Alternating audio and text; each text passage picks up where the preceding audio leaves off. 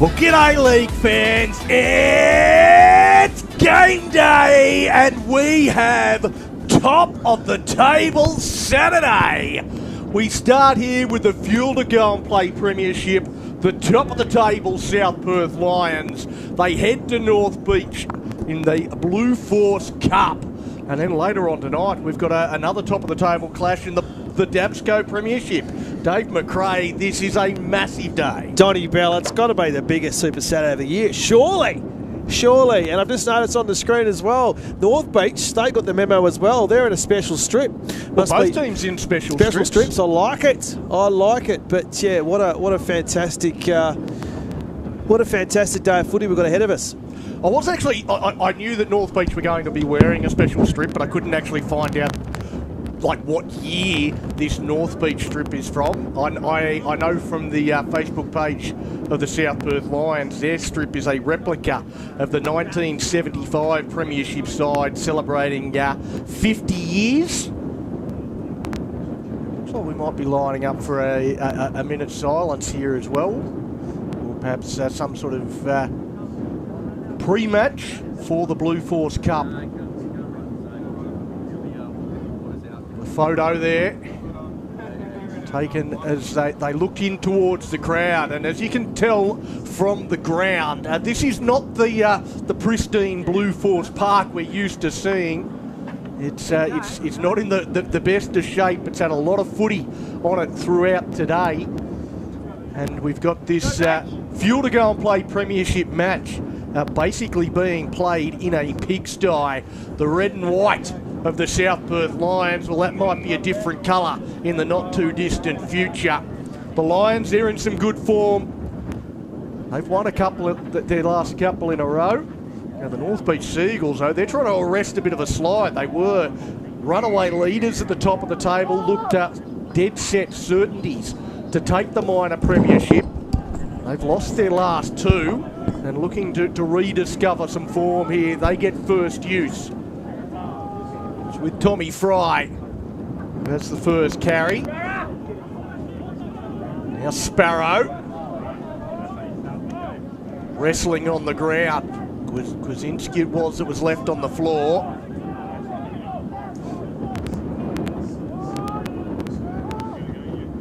Trying to get through their first set because ball control will be a key factor.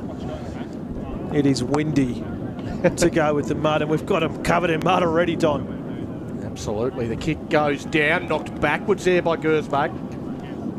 He's set upon by Jalen Gray.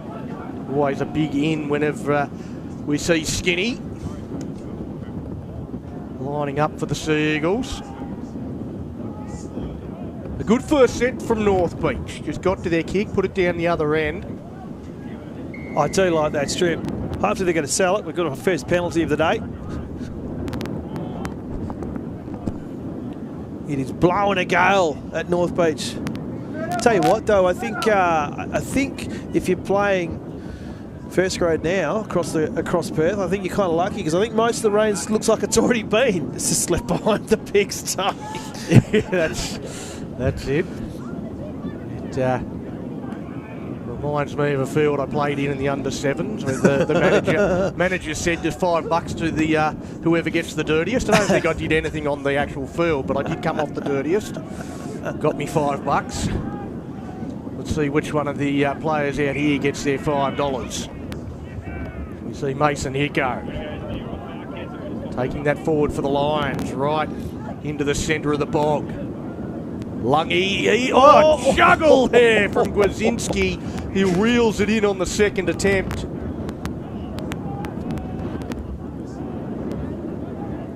It was easy meat after that little juggle as DeBeek. He goes across, it goes out from Day, goes wider. They're right up against that left-hand channel with Perring. The ball comes free. The referee's looking for a call here. Maggio. He gets a knock-on call. Looks like it's going to be a knock-on against North Beach from his signal.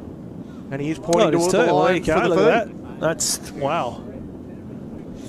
Well, that was certainly a call from the touch judge. I like it how, and it is the law, they bring it further into the bog. That's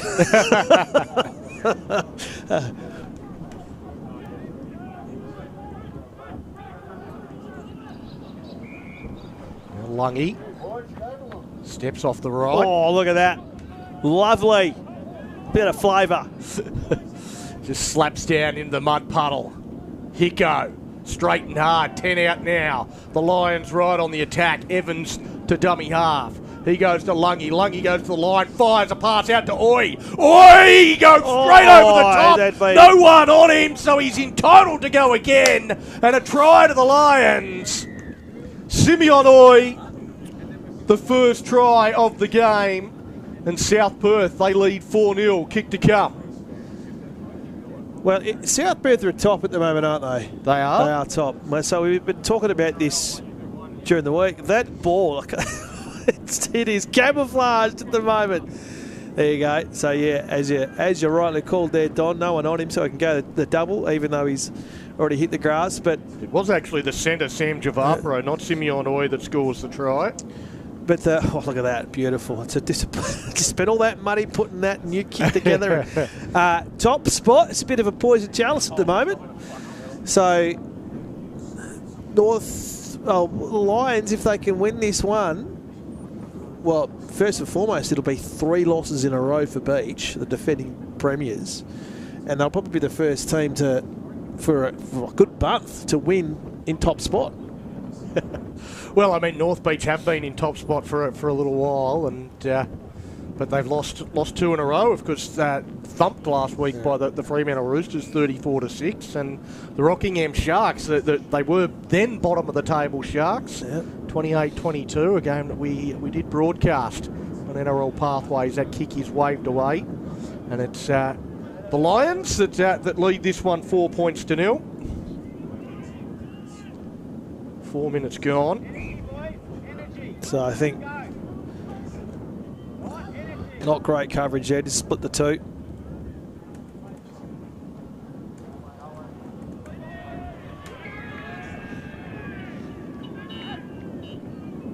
North Beach. Kick off, it's allowed to bounce around. I don't know what was going on made there. A meal of it. Well, there was a little bit of yaws from a few players there from South Perth. They come up with the mistake and they give North Beach a chance to come straight back at it. Bounces around. Yeah, Nobody really wanted to pick it up. Like, especially in a wet, it's a heavy ball, a wet ball. It's a wet. You're kind of asking for trouble there, aren't you? Just use your feet to stop the ball, something. And there's a great run against the grain. Well, a simple underneath ball, and they almost go straight through. Now with Breen. Breen driven backwards. Good defence. Timmy Noble in the main, dragging him backwards. Wallace, dummies on the outside, spins out of the tackle. Gets himself over the line and won't get the ball to the ground. He'll be held up. It's actually a penalty to North Beach, South Perth. They went a little early. They were offside. Another set coming.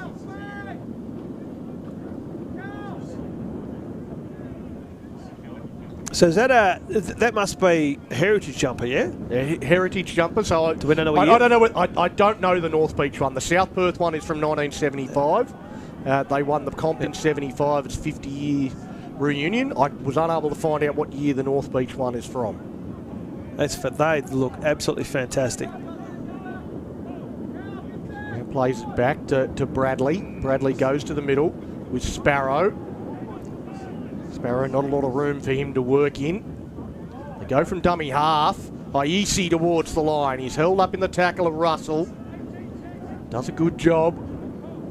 Now Buckley jumps into dummy half, a role he's pretty familiar with. With the 6 on his back today, though, Wallace goes wide, out to Gray. Gray stands, gets the offload away now to Ahuriri. He goes towards the line, can't get the pass to the outside. Has to take the tackle. No, Ruby jumps into dummy half. The pass is high to Wallace. He rolls it in behind. It's left behind. He's made a mill of that. Knocked on by North Beach as well. I think we knock on both ways. First one will be against Lungy. It'll be another set coming for the Seagulls. Well, you don't give them too many bites of the cherry because eventually they'll take the whole thing. That'll be their third set inside the 10. But yeah, the ball's going to be, it's going to be horrible. Ground balls if you're a kicker. Jerry Wallace, of course. If you're going to give the ball to him on last and he's 5 out, no better boot to have it. Just for anyone watching, the scoreboard that we've got on the screen is actually incorrect. It's the Lions 4-0 over the Sea Eagles. So the Sea Eagles are actually trying to level it up. The pass hits the deck, picked up by Gillett. He goes back infield, so a little bit of sloppiness there from North Beach. They've still got the ball, plenty of tackles up their sleeve. He's been busy as this man, Sparrow. Fighting in that tackle, trying to get rid of something. He was swatting at a fly. They step back infield now with Gulliver Brown. Easy at dummy half. They go the short side. Wallace fires one across the face of everyone. And into touch it goes. Well, North Beach, they had their chances there. It is absolutely blowing. You can hear it whistling through the effects mics. That pass, whether it would be wet or dry, that was always going to be a horrible pass. I mean, if it was wet, it was skidded faster. Sorry, dry, I should say. We'll get there at the end. I have not seen Charles Riley at reserve. That he doesn't need a head, that's fine. That bad. We were talking about it off air actually, just internally. If you're watching from interstate, so Charles Riley Reserve, or the Blue Force Park as it's called for North Beach, it's part of a wider sporting infrastructure place at North Beach. There's a couple of footy ovals. There's some hockey up there behind the fence there. No, didn't need a head. And we've got 2 rugby league fields. There's one behind the club room as well. North Beach, the main field here, is actually higher. So it's the highest part. I think field 2 is probably a little bit higher, but it's the highest part. So drainage is good. But we've had a lot of rain. And, of course, rugby league, you run through the guts, you chew it up. That's why it's a bit of a mud fest at the moment. Well, I mean, also a lot of grades. We've got the women's league tag that would have started at the start of the day. You know, fuel to go and play 3rd grade, and also the Val Murphy Trophy. So a lot of games have been played on it throughout the day, chopping it up, which makes it look like this for the last game of the day. And we do know, again, those watching in the States, a lot of local governments, a lot of local councils this week actually banned clubs from training at the venues just to maintain them so they could. He's dropped the pill there. Has it gone backwards? No. There's a knock on there and trying to pick it up at the end, I think. So I'm guessing that they probably trained. That necessarily hasn't been the case. I was out at Admiral Park on Sunday for juniors in the last game of the day there. They actually moved it over to the second field because the first field was pretty well chopped up. And saw them doing some wrestle work inside during the week because they couldn't use the fields. Well, the Giants. The Westpac game, Westpac Women's Premiership was changed because of the ground last night. So it went up to Ellenbrook. It was supposed to be at Admiral Park. I think it was changed a couple of times, that venue. It was originally, I think, at Treeby, and then went to Admiral and ended up in Ellenbrook. So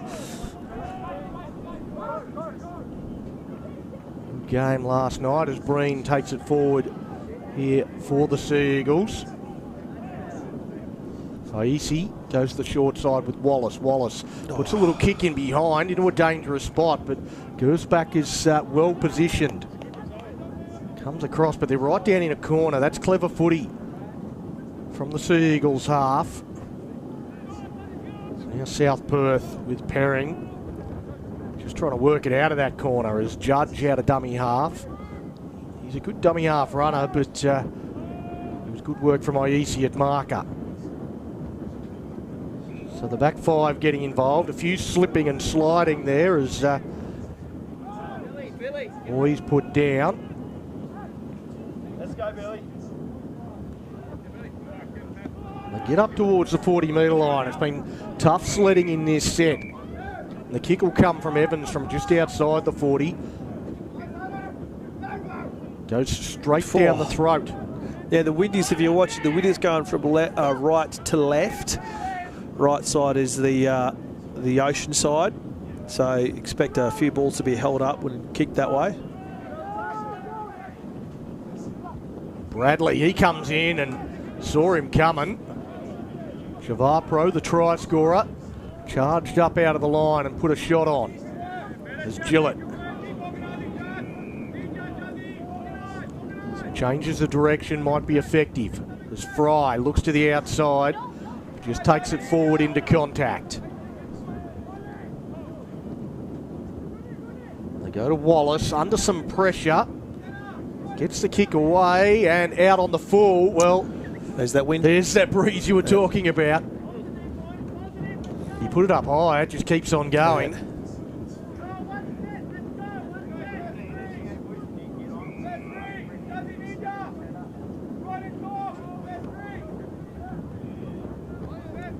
Mason Hicko to play the ball. Noble charging up quickly. Sparrow puts on the first contact. Nowhere to go at all for Benny Russell.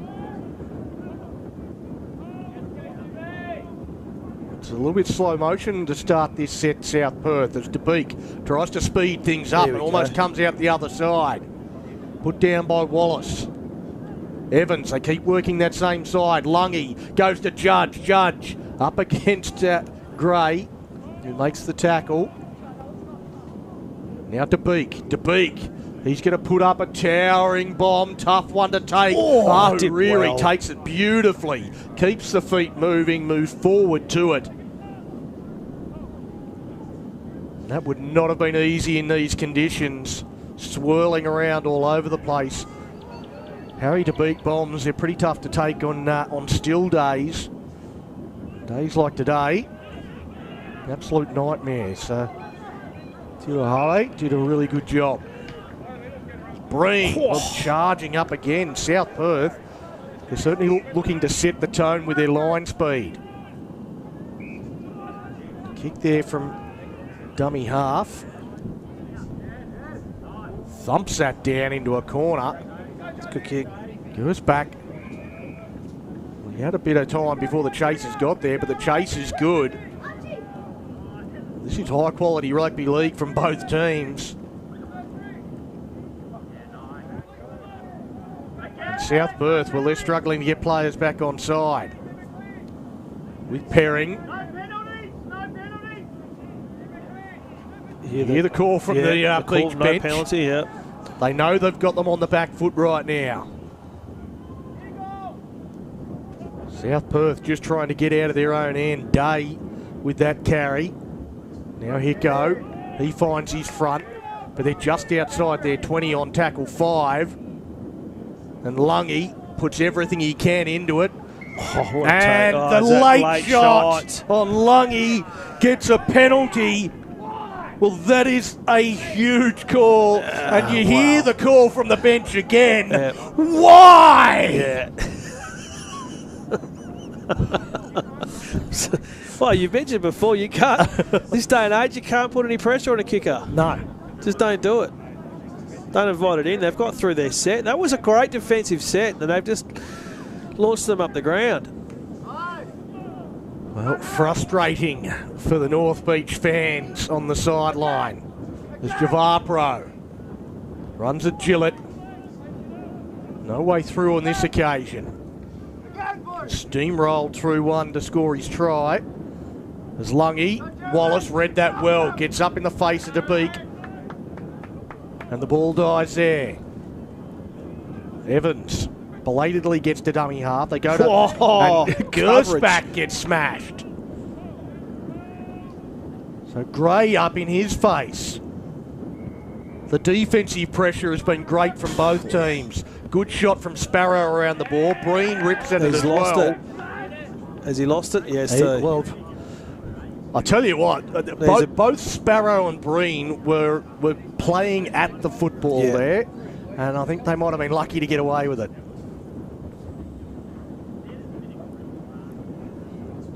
But this is this for the aficionados. This is a great game. This is an arm wrestle. They just have to play patient footy. Use the ball right. Things like pressure on the kicker. Just get that out of your game, because it's going to be who breaks first.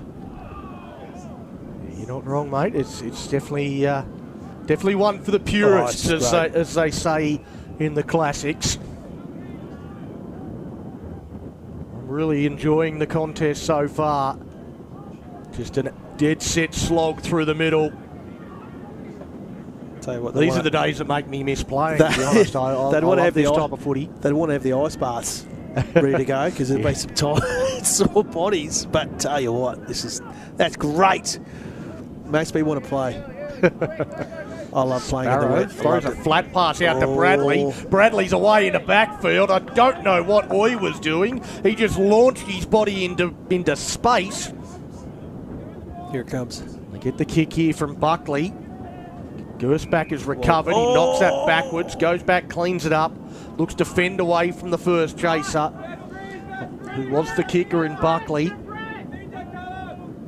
And once again, South Perth working away from on their own line.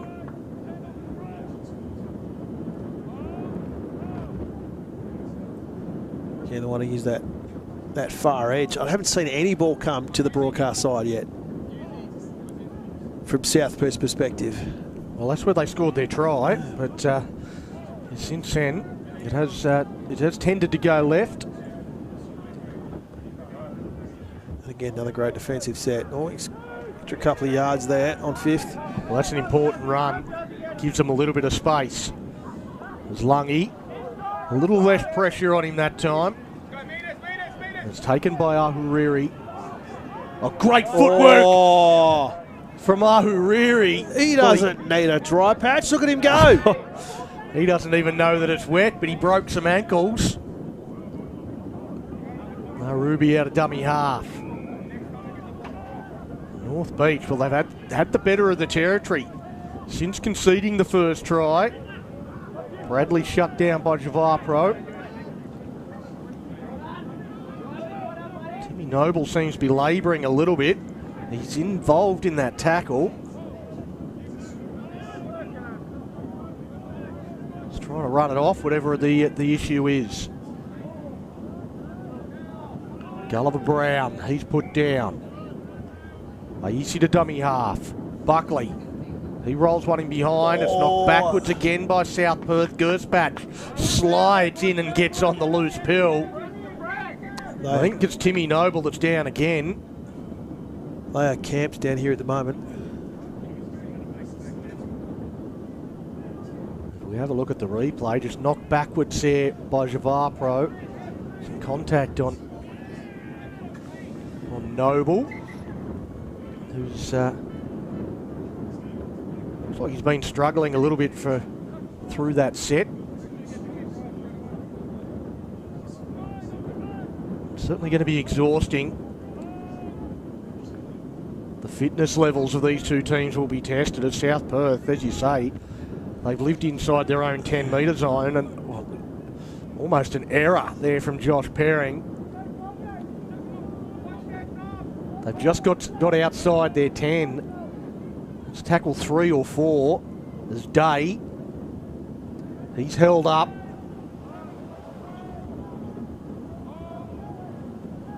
They're going to have to kick here from inside their 20. It bounces just on the Giants side, the Sea Eagles side of halfway. And again, patient footy there. He just needed to stop that ball. It was a good place to kick though, right to the mud. Now North Beach with Gray. Again looking to use a bit of footwork. Comes from Gulliver Brown. Buckley underneath there to Gillett. Luckily we know what he looks like because we can't see his number anymore. Gulliver Brown, dummies on the outside, tangling with Evans. Day comes from behind to make the tackle. Tackle 5. Again, the kick sits up and Evans cleans it up. Well done. Although he's going to be offside. Another penalty to North Beach, so the pressure, it will continue. At some point it's going to break. You can't give them that much ball inside your own 10.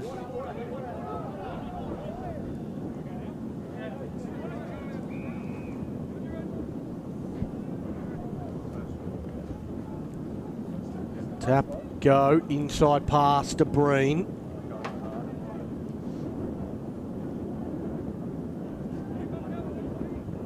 He's put down. Day maybe a last effort there to rip him back down one more time. Gulliver Brown to Buckley. Buckley out to Unreary. Javapro up quickly, shuts it down before it can develop into anything dangerous. Buckley goes now to Cummings.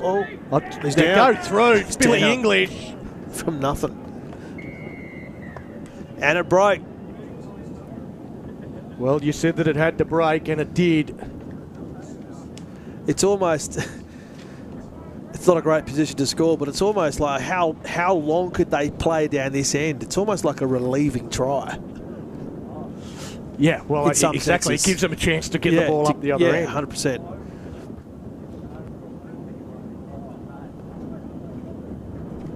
Because as you mentioned, fitness is going to be key. You're going to have some heavy legs going through the middle of that park. My legs are sore just looking at it.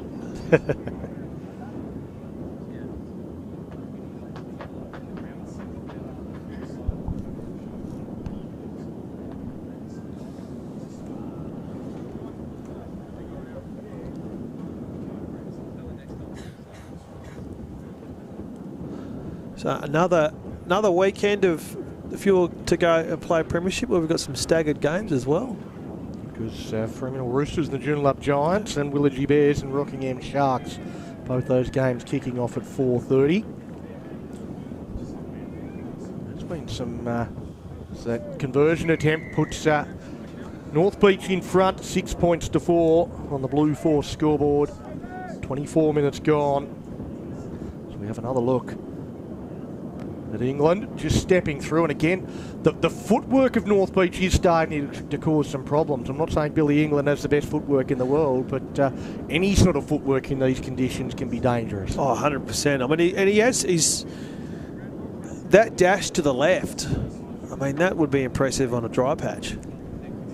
But if you're especially if you're stuck in your own end and you've got a stagnant defensive line, just trying to move off that mark in a dry sense is difficult, but when it's that wet. Look at that. Look at that. Bit of flavour. Oh, eat it. Eat it, Kay. And he's got some facial fuzz so that it can just linger. It's lovely. Been clinging to that lovely beard of his. Now is Sparrow. Javapro down low. He go over the top. Now Gulliver Brown.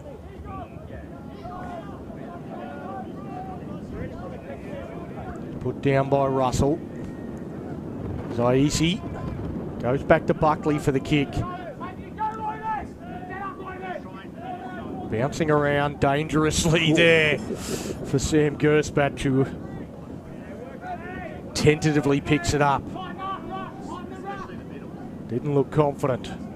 Gets the job done. Azoy.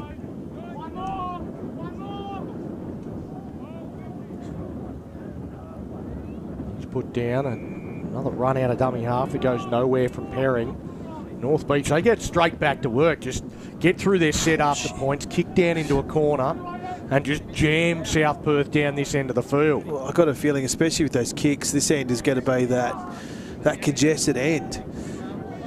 The wind won't change, so it could be this being the scoring end, because the ball's going to float down here as we see how this kick goes. So they're not getting any distance on those kicks. So North Beach are going to want to use this wind effectively. And South Perth, perhaps they need to try and be a little bit more expansive to try and break up this North Beach defence, because they're just compressing their defensive line, getting up in the face of the Lions. Oh, there you go. That'll help. An error there from Bradley. That will help. Well, it's starting a set on halfway rather than 5 metres out from your own line. Big crowd into North Beach too. There'll be a big bunch of people inside the club room as well. I'll tell you what, the heritage jerseys, this is like Heritage Rugby League. It's this is the way it used to be played. Maybe referee Maggio can go back to the 5 metre rule. And well, he does have the mo. He's got the mo. Back to the future. I love it. Javapro. He goes looking for the mud. Right in the centre of halfway. Now Noble. He goes at Buckley. Plays it back to Evans. Now Hicko. Charging up Sparrow. Offside. Marker's not square is the ruling.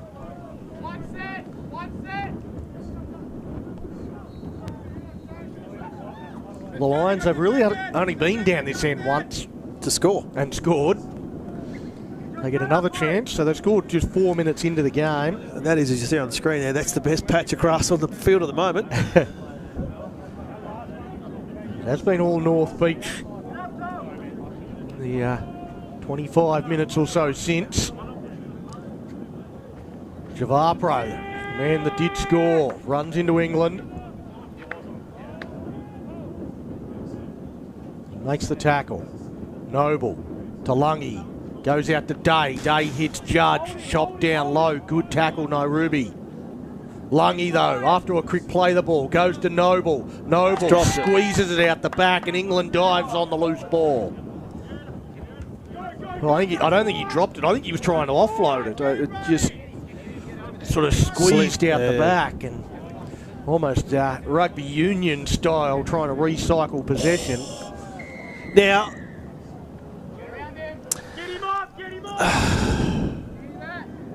I'm in two minds about these penalties, Don. Like, it is a head clash, but I mean, he was going to ground. What can the tackler do?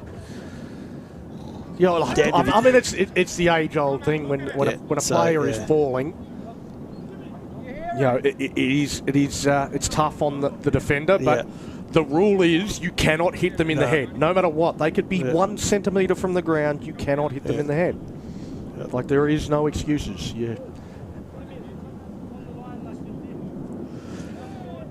I think it is a mitigating factor, though, so that it's not a send-off for a It's not a send-off for a send-off. It's not further action, but it has to be a penalty every time. He looks like I think he's going to come off for a HIA. It was a big hit and he's down, and the fact that he's down for this long, he has to. I don't think he'll play any further part. That was. I mean, it was very forceful contact.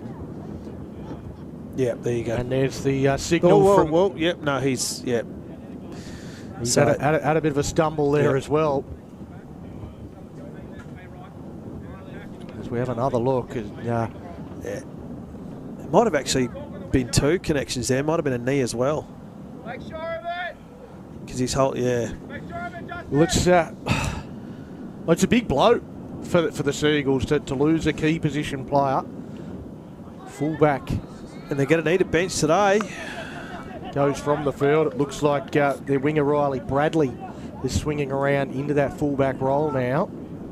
So it's going to result in a reshuffle of the North Beach side. So, it'd be interesting to see how they adjust to that.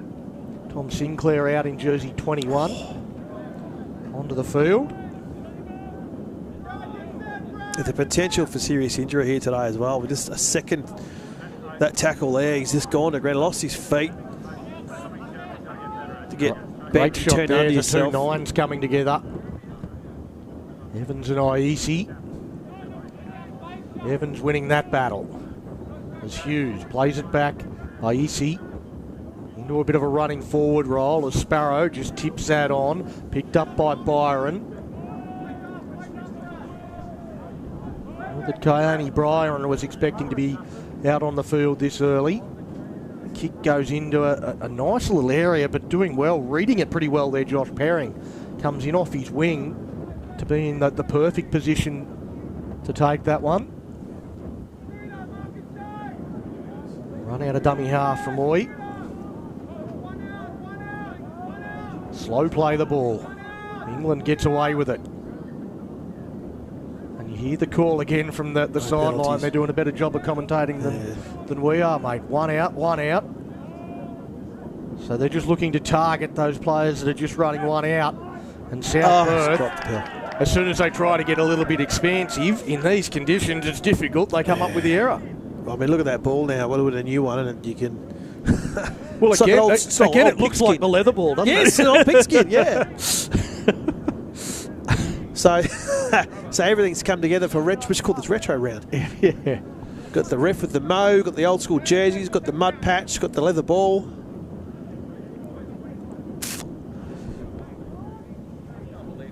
Old school rugby league.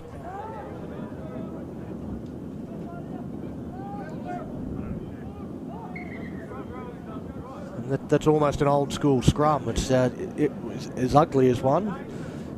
I don't know whether it's quite as contested as the old school scrums, but maybe we'll get one against the feed just to tie it all together. Not just yet. In and away there from Gray. Goes out to Nairobi. He's chopped down by Perring. Gray goes to Wallace. Goes underneath there to Dickinson.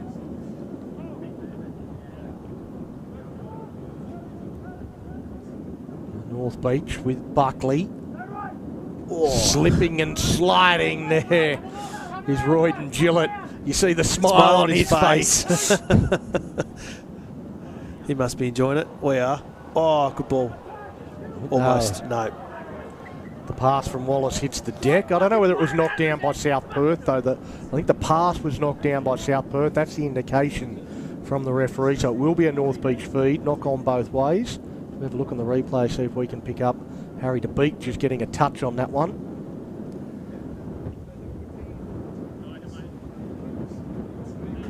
Jalen Gray also knocks on the old school leather football. It is the normal synthetic ball, yes, but covered in mud. How's that look? Sinclair goes short side to Gray. Trying to get him early ball. Isolate him one-on-one with Billy Judge, but get some help from Hallam Day there. Dickinson. That's a good run. He winds up. Into contact, stopped in his tracks. By Noble. Now Buckley. Out to Gillett. Gillett, he doesn't have a great handle on it. They try to strip it from him. Lungy gets involved, so it would have been 2-on-1 if they did take it. And Gillett holds onto it. Now Sparrow. He runs into Day. Well, that might create an opportunity on the right-hand side if they go that way. They do. Goes to Iesi, short ball to Hughes. And Russell, lurking out wide, does a good job to close down that space. They go the same way. That's off the legs of Day. Is it played at? Still the last, says the referee. A second kick off the post. And North Beach get to the ball and score. William Dickinson gets to it first. South Perth players, they were trying to converge on it after it hit the post. It sat there for what seemed like an eternity. Just held up. And Dickinson gets to it first. Oh, you called it right to that. You called it right. They went to the right. They allowed that to then come back in. Spread the defence. Comes off the post. Don't know if he's aiming for it, but picked up well. Yeah, as soon as it came off that post, he hit the mud and wasn't going to go anywhere. Perfect position for the runner to come through. Dob it down. And we were just talking, it feels like a bit of deja vu. Get the ball in that area. Again, under pressure. I think that's the scoring end. It has to be the scoring end. I can't see. I checked the forecast earlier. I can't see that well, I haven't seen that the weather's going to change. It's only going to be as blowy as it is now. So the Lions need to do whatever they can to keep this damage as limited as possible. But then it's going to flip at half time. So then they have to take advantage of the wind. And that's the thing. I think some teams, they rely on that breeze too much.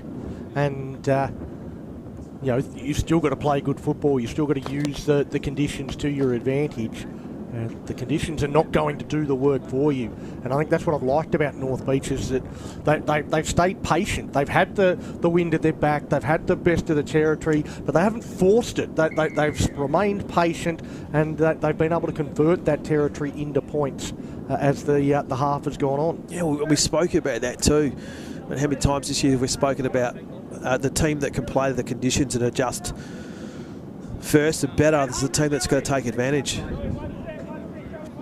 And as a player too, playing patient footy in these conditions, it would be frustrating. Absolutely frustrating. And if you're on that defensive end, imagine how frustrating you are being a South Perth player right now. And a lead in these conditions also invaluable. You expect it to be fairly low scoring. We saw some low-scoring games. I think it was a 4-0 game in the third grade between the AWST Tigers and Rockingham Sharks earlier today. The Tigers getting that one. So there has been low-scoring games across the grades. I'm just looking at some of the other monitors, Don, and there's sunshine. There's sunshine baking across one of the grounds up down south, I should say. Well, I was going to say it's definitely sunshine up in the Northern Territory. Yeah, Northern Territory, there's sunshine there, but I think up in looking at a ground in Melville, the sun's baking that one. Not a lot of sun baking this one. It'll turn to very, very hard concrete in the middle when this does bake. South Perth, they once again just trying to work it out of their own end. And it is the wingers with plenty of work to do. Josh Perring finding himself in the middle of the field, just short of the 40-metre line as Judge slips over that mark. Slides beyond the 40. Comes back to Lungy. Lungy dummied on the inside, goes to the outside with Russell. Russell wrestled down by the try scorer in Dickinson. Lungy keeps working down that side of the field and again under pressure. Now that's the sort of pressure you want on the kicker. Up in his face, quick line speed. Well, I thought that had gone out on the full, with the touch judge ruling that it bounced in the field of play. And it looks like it was touched off the boot. So it's going to be South Perth ball. So maybe not the pressure they quite wanted. Well, that's the thing with so maybe it did go out on the full, but because it was touched off the boot. 100%. Oh, well, that's the thing. When in this wind, you don't know what the ball's going to do. Well, that's again a bit of a big play inside this last minute. If South Perth can score and narrow this margin, that'll actually send them to the sheds with a bit of momentum. They go out wide to Judge. North Beach look like they've got numbers there. They'll carry him into touch. No, he gets away from, gets the ball away to Perring somehow. That was fantastic offload. Well, he looked like he was done and dusted, fighting to get to his feet now, Perring. DeBeek on the half volley there, Lungy. It comes out wide, out to Gersbach, now to Lungy. It goes out wide to Oi. Oi towards the try line. He tries to get a pass away, similar to Judge, but he stays in the field of play. So we try and see around the tree, the grubber in behind. It's dived on there by Evans. They try and strip it one-on-one on the ground. That's got to be 6 again. He put his foot out there. Now Lungy. Lungy goes bang, there's no arm shot there. on Javar Pro. Knocks him over, although question marks as to whether it was a shoulder charge from Dave McRae. Don't get me wrong, I liked it, but I don't think there was many arms involved in that. Well, North Beach, they stand tall, although the ball looks like it's come free here. No assistance, and we don't have the official clock here, but there won't be long left here for South Perth. They try to pack the scrum. Yeah, they want to go quick. And it took a while there. Hallam Day went to leave the lock position a couple of times before he did get in there. North Beach doing everything they can to delay this one. So time called off. Lungy to feed the scrum. Comes out to DeBeek to Judge. Judge just straightens into Wallace. Lungy's he's worked around to the short side. Goes to Lungy. Goes to the line, hits DeBeek. And another mistake from South Perth. Well, they had both their halves, both their creators on that short side, and North Beach able to read that pretty easily and quickly. Well, you heard the call from the bench, Don, the short side. So there's plenty of talented people on the bench doing a better job than us, as you mentioned. But yeah, the call. Is that half time? That is half time. It is half time here at Blue Force Park, and after going down 4-0 in the 4th minute, North Beach have pretty much dominated most of that opening stanza territorially, and they go to the sheds with a 12-4 lead. Well, it was top billing. It is top of the table, and whoever wins this is going to finish on top. But could we have asked for some better conditions for a top of the table minor premiership defining clash? I don't think so. Well, absolutely. It's been a fantastic contest so far. The Seagulls looking to keep the minor premiership alive because they need to win by 16 to go to top spot. Oh, there you go. I didn't know that. So, so there's a bit of for and against in there as well. There's still all to play for here in the second 40. We'll take a break from Blue Force Park and we'll be back for a fantastic second half.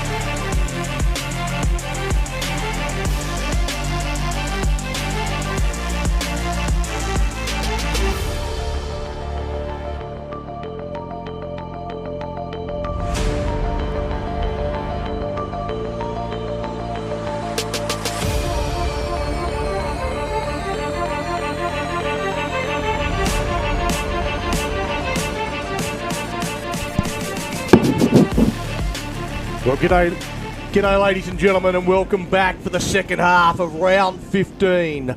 Top of the table clash, 1v2. It's the team in second that is leading this one, the North Beach Seagulls at half-time. They lead 12 points to 4, and they kick off down to the South Perth Lions. And great shot there to start the second 40, Billy England, up underneath the ribs.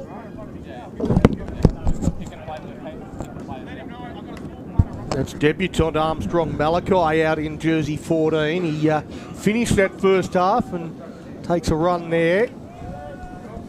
He's fuel to go and play Premiership debut. It's Hallam Day. Gets that one for South Perth. A run here for Hicko.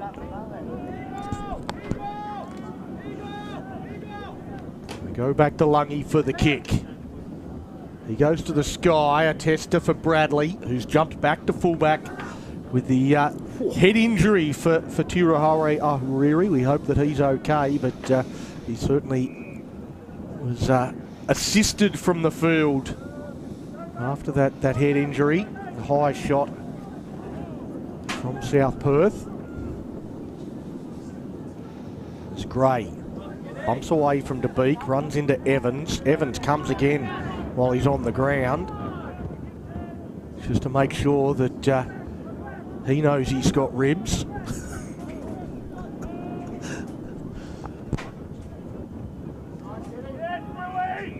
A run from Dickinson.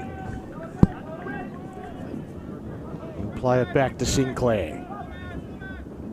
Gray again, gets it out to Nairobi. Nairobi into the backfield, looks infield to Gray. Gray pursued by Judge and hit from behind and knocks it on. Well, South Perth, the scramble, as good as it gets. Tell you what, I thought running it on last, they almost got all the way.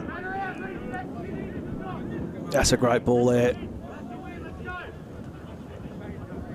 Well, the speed here of Judge. He should have ducked to the right. Anyway, that's easy for me to say. The speed of Judge. Sam Gersbach was back there as well, so they had a few numbers back to try and clean it up, but North Beach, South Perth really struggled to get out of their end against the breeze. North Beach, they've taken the odds to it. It almost paid dividends. It's Javapro, he's caught high there by Sparrow. It's just a little bit of a loose, lazy arm. The groan from the bench. The groan. Pure anguish. that inflicted physical pain on the North Beach bench. Yeah.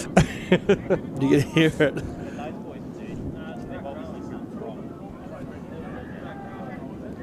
Tap and go. Javapro fends away from the first one. And they take him into touch.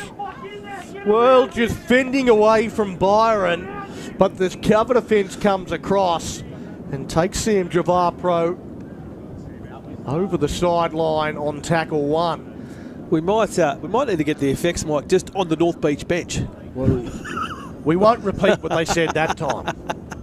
I think it was bad enough people heard it the first time, but we apologise for the fruity language on the sideline. Really got no control over rugby league players, mate. No, there's no dump button here, sorry. Get home, Will. Spent a bit of time in holding that one down, Russell. Zaisi. Hold him up. Dump him in the mud. Wallace goes out wide to Nairobi. He's inside Gray on that occasion, looking for a bit of work. Outside-inside play. Dickinson put down on 5. Wallace to the right, they go to the left. Comes from AEST, out to Buckley. Again, they look like they're going to run it. It goes across to Gillett. Royden Gillett sets sail for the line. They hang off him, and he scores a try. Well, North Beach, they've come out with a tactic to run it on last. It almost worked the first time. It does work perfectly the second. Well, it's a good tactic considering where the wind is at.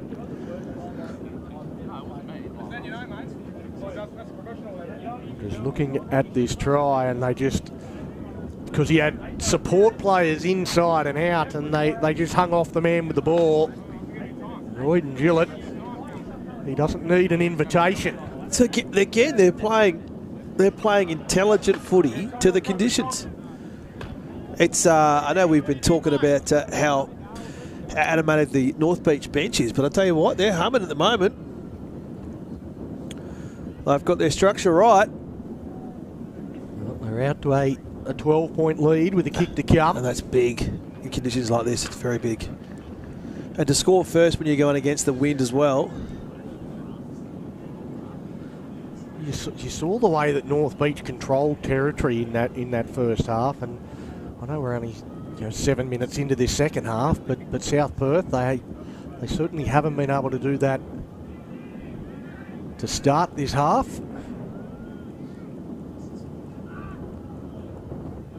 Kick from Gray from the sideline.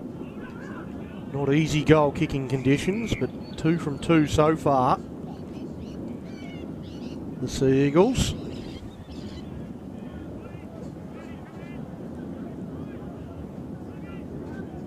Moves in, gets some height on it, look at and knocks it over. Look at it die. Look at it die at the end when it grabbed that breeze. That is a great kick, and that's really, really valuable points going into the breeze. But he's ridden that really well. So we see the try again, running it on last. But that conversion, again, when it caught the breeze at its height, it just died. Well, it goes against convention. Generally, when you're kicking into a breeze, you want to keep it low. Below the breeze is look at this Ruby first. straight from the kickoff. Well, North Beach, I don't know. Can somebody go and knock on the door of the sheds and ask South Perth to come out? They've stayed in there at half time. What are they doing? Just get him to ground, boys. Well, there was an interesting little dance. There's a few of them having a go. Flamingos going at it right there. Was it a mating dance? I'm not really sure. But they're all there was a couple of hands going everywhere, wasn't there? They were trying to hold hands and all sorts going on. But hold your tackles, Sparrow fellas. breaking tackles. Still going, bust through. Dived upon by Malachi. So now AEST inside to England. England stands, gets down onto his knees, and they slow the ball down. AEST's getting plenty of it. Goes to Wallace. Wallace going to bomb towards a corner. Coming forward and taking it very nicely, pairing. Well, attacked it. He was the only one that actually wanted the ball. And he's come through and he's risen well, had eyes for it. And eventually, a bit too much. Bit too much there.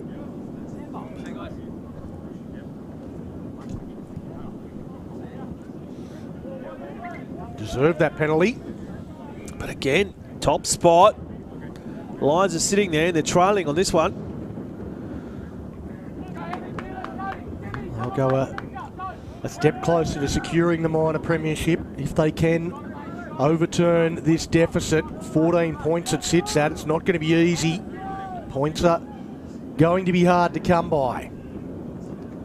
And North Beach, for the opening 50-odd minutes, or well, at least 45 of this 50 minutes, they've been the better team. And a mistake here from South Perth, put down by Malachi. Everything's coming up. Beach at the moment. As the sun comes out. Bathed in sunshine. This is the Perth we know. Well, I'm just looking, those that are watching the commentary camp, I'm just looking at the other monitor of the other ground that I spoke about. That did have the sunshine. It's now left water all over the camera lens. So we sent the weather down there. It's North Beach from the scrum win. Tackled 40 out from their own line as Dickinson. He's been solid. Number 11, if you're wondering. Oh, they're just looking better. They're looking much better. That, again, good play out to Byron. Byron finds the grass. Up against the left-hand touchline as Gillett. Scored the most recent try. He's put down. Hicko. Gives him a little shove. And that one from AEST is put down. It's gone backwards. Play on. Dickinson goes back and cleans it up. It's as sloppy as it's been in this second half from North Beach. But they've still got the ball on 5. Are they going to run it this time? That doesn't look like it. A kick out of dummy half from Wallace. Sits around, picked up by Gersbach, who Duran didn't seem to know what to do and gets it out to Oy. He's put down by Billy England, amongst others. Run down the short side. Gersbach, the fullback, again getting involved. Javapro. He's done some good things, Sam Javapro. Worked hard. Defensively shut down a few attacking raids and a kick from still down in their own end, South Perth. They're really struggling to get out of their own territory and can't even kick their way out of it. And there is Javapro. I've just mentioned that he's jammed up and put on some good shots. There's another one there on Kayani Byron. He would have appreciated a friendlier introduction. Zaisi. He runs at day.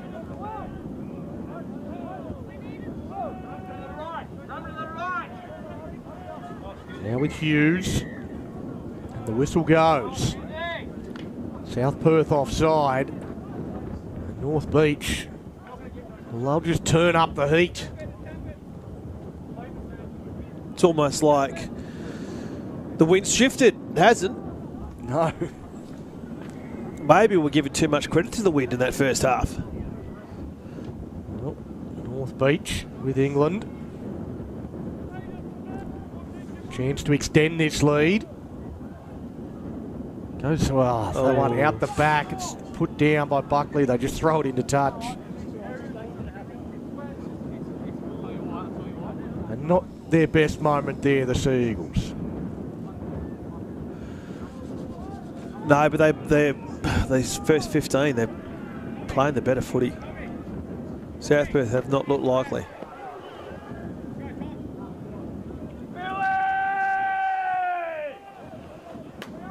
A big shot there from Billy England again.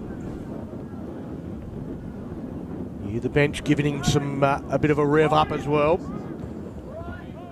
Sinclair makes that tackle as Russell.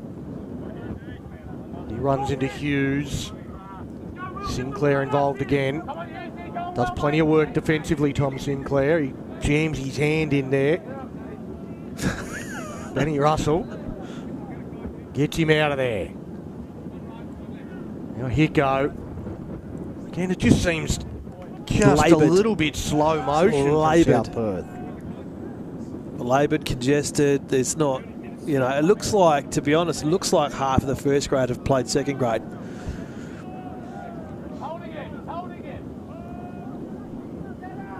And the kick will come from Evans. Just a little dab over the top. Well, a nothing kick, really. Finds a sideline, but we've seen some adventure from North Beach. We've seen nothing from the Lions.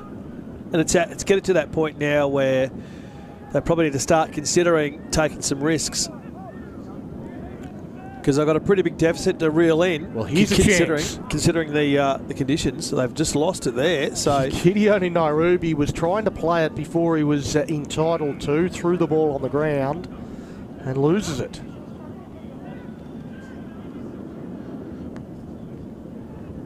Although the referee appears to be holding his arm up the wrong direction. There you go, staged.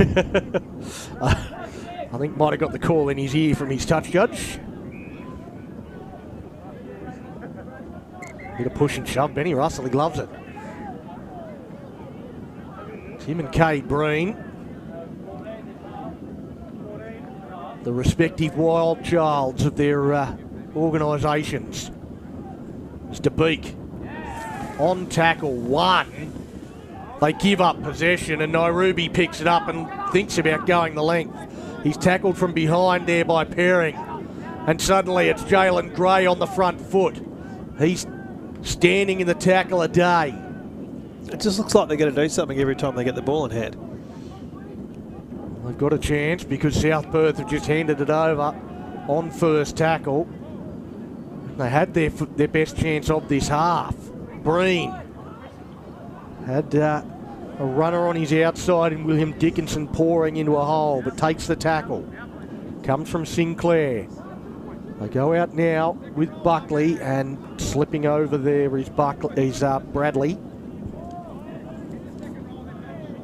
I like to know the tackle count for the turf.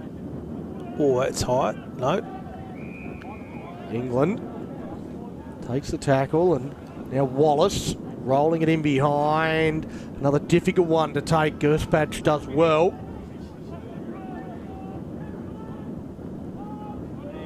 Picks it up on the run. Perring stepping off the right. Doesn't evade the clutches of Jeremy Wallace. Noble trying to drag him off the tackle. We've got a fresh jersey out there. Hamish Roshan. Fresh jersey, but not so fresh with the shorts. Now Lungy.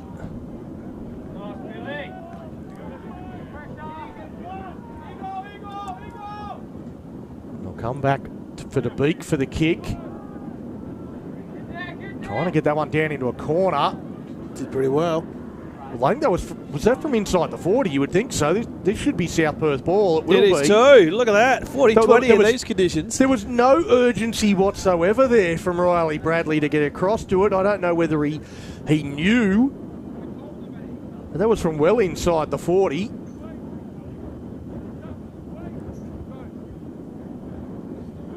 South Perth, they tap and go, and straight at the line. Hicko, he's over. He's got it down. He's got it down. The touch judge, he's on the wrong. The referee's on the wrong side of the ball. He can't see it. The touch judge has got the perfect view. Still waiting. He's going to say point to the spot. We had a great view on our camera. There it is. Try South Perth. Well, the referee was just about to call held up. He was blindsided by it. He could not see it. A try. We'll see it perfectly again on the replay as Mason Hicko, just a hit up, takes it forward. Plenty of Sea Eagles there. It's not down. Yeah, it's not. There it is. There it is down. Well done. Game on. Well, they needed to be next to score the Lions. And they are. And pretty simple circumstances there in the end.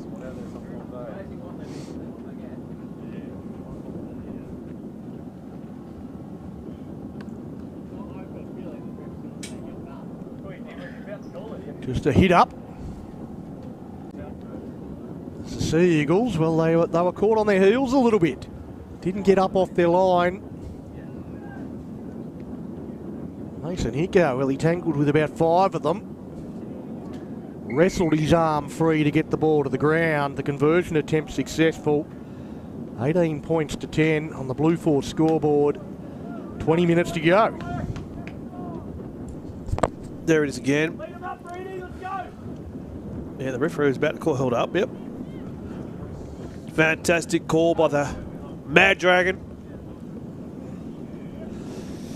It's very St George-ish, this jumper as well. That's probably why you like it so much, eh? A little bit. It's a ripper. Oh, I wish I knew which year the Sea Eagles jumper was from.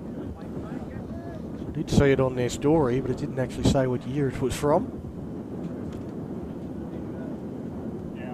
But I reckon it's a little bit before 1975, just quietly. It's now South Perth. Trying to get themselves right back in this game, down by 8. Again, trying to get out of their own end as DeBeek caught high. Well, just slipping up a little bit there, Dickinson. Harry DeBeek. He's not one in the running for the $5 for the dirtiest jersey out there, but he does take a run there on that occasion and gets caught high for his trouble. What's slipping over after he taps it? His name is Roshan.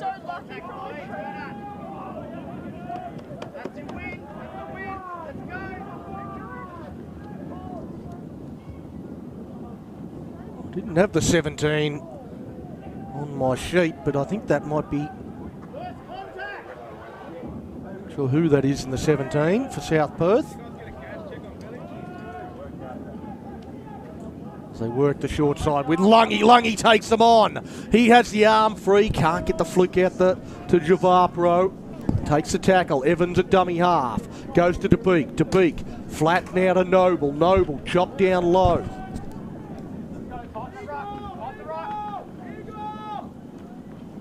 Goes again to DeBeek. DeBeek to Lungy. Lungy rolls it in behind. Picked up by Byron. Another very good pickup from a member of the back three. This time it's North Beach. Wasn't that long ago we were praising Sam Gersbach for something similar. Now Gillett. He looks to get up over the advantage line. AEST running this time and caught high. Yep.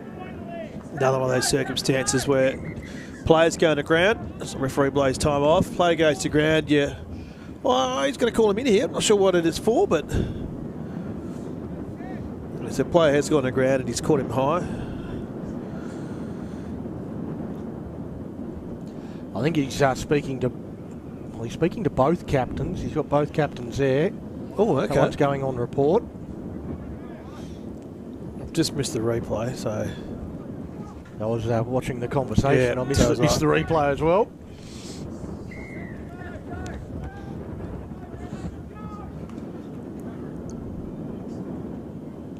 And, everyone at home saw it, so I'm sure they'll let us know in the comments what they think of the high shot there from Noble. Oh, he's lost Breen the ball. comes up with an error early in the tackle count. Maybe the game's turning here. Well, we thought that it may turn, that certainly possession and territory might turn in this second half. And we get to this final 20 minutes and suddenly the Lions getting a little bit more of the ball. And certainly in better areas. Let's see what they can do with it. They've overplayed their hand early in sets on a few occasions in good ball area. So work this right hand side. Strong carry from Hicko. Big inclusion for the Lions today is Noble. Another one of their tireless workhorses. It's Evans to dummy half. Double pump, triple pump before going to Russell. Russell and Sinclair. And a penalty offside against North Beach. They want to come back and tap it straight away. Referee says no. That was a bit too quick for my liking. He wasn't set. Well, Mason Hicko, he scored one from this position not that long ago. He tries to do it again. Different technique. Tries to burrow underneath England. Evans to Lungy, to DeBeek. DeBeek goes underneath. Put it down there is Roshan. Breen with a bit of a leg pull and a dodgy play the ball. Just kick that forward. Oh, they released the pressure valve again.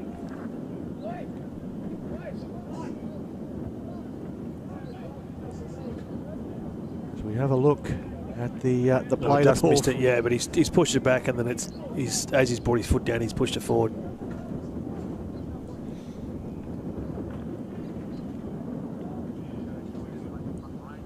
Well, North Beach, they survive. 15 minutes to go, or under 15 minutes to go. They lead by 8. Goal kicking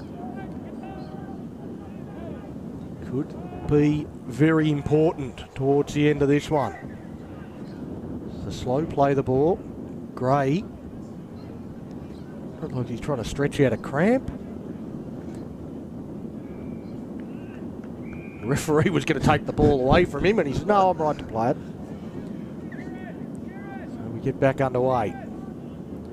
Goes out to Gillett. Javapro again jumping out of the line.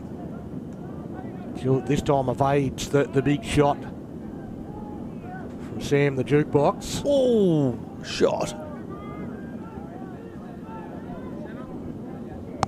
The managers have got the ice baths all full. It's a quick play the ball. Now with Breen. Breen puts him down into a decent spot for the kick. Buckley runs a long way before he puts boot to ball, and he thumped that up into the crowd. He must have seen a friend up there he wanted to get the ball to, because that was a long way out on the full. And again, he's gone a bit high there, which is probably why it's been pushed to that edge. It's almost worthwhile maybe doing a bit of a grubber, pushing it along that edge. Well, sometimes it like having a bit of space in front of you, and then you sort of second guess the kick, and then you run a few steps. It kind of just it looked like it got him out of his rhythm. He was out of step when he actually put boot to ball. And now a penalty for offside. Well, there's some frustration coming from North Beach. South Perth tap and go quickly. Noble bounces away from Fry, bounces away from a couple of others.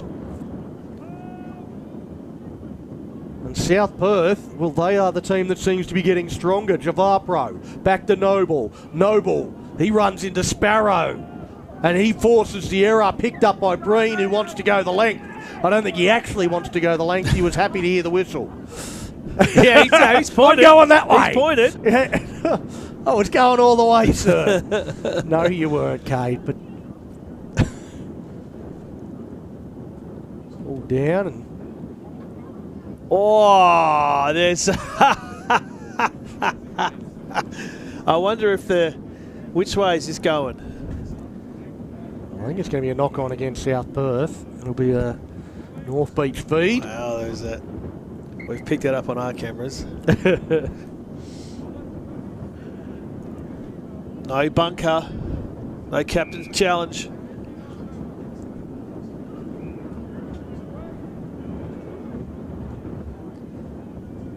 Well, the Seagulls. We've said throughout the game they've played pretty intelligent footy. The last 10 minutes or so, they've lost their heads a little bit. See if their leaders can step up and guide them to a big win in the context of the 2025 season, as Gillett struggles forward, finds his front, gets a quick play the ball. AEST from dummy half to Gulliver Brown, who slips over. I think he's forced the pass anyway. Well, he was going to throw the inside pass, but when he lost his footing, he lost the ball. He threw it anyway and hits the deck.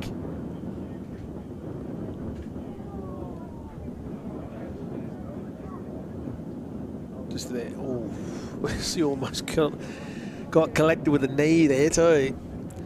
It's dangerous for a lot of different reasons when you're slipping and sliding all over the place in the middle of the field. And Judd runs into a hard one.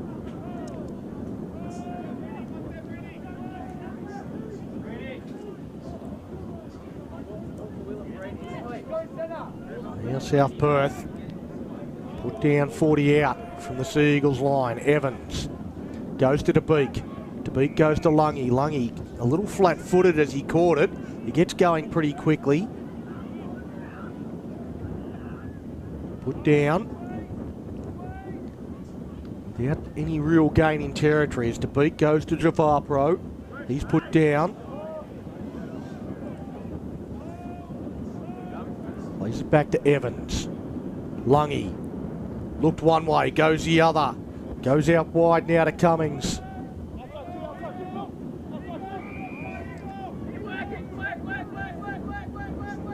Kick's going to come from Lungy. Oh. Bradley underneath it. I think knocked forward by DeBeek, was it? North Good Beach challenge. Got it. They're gonna say. I think he has picked up the knock on from DeBeek in this contest. Yeah, 100%. He comes forward. He does knock it on. So that'll be North Beach ball.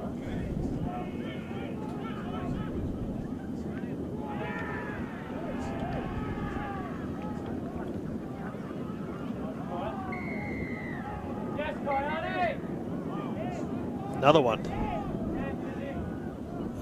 It's blowing so much that the... are they taking them down? I was going to say the hoardings at the back. Advertising's been blown around. This might be a send-off.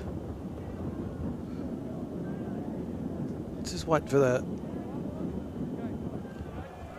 Well, he's been involved in a few of them. He's going for 10. So that's a sin bin in a big moment. I think it has been. It may have been Timmy Noble on all three occasions. I think there's been 3 high shots, and I think all 3 have been Timmy Noble. Of course, he's saying that he didn't actually hit him high. It was just the whiplash effect that made it look like he did. Well, that one, he wasn't going to ground there. No real.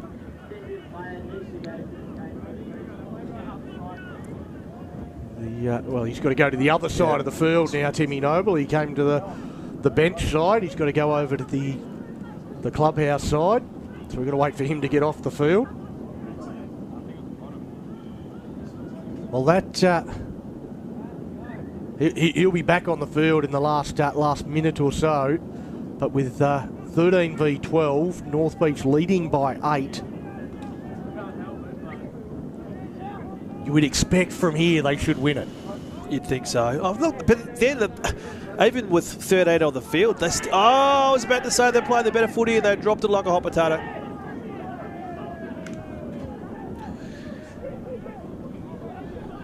Well, invitation after invitation. That again, there's no captain's challenge. It was 100% ripped out.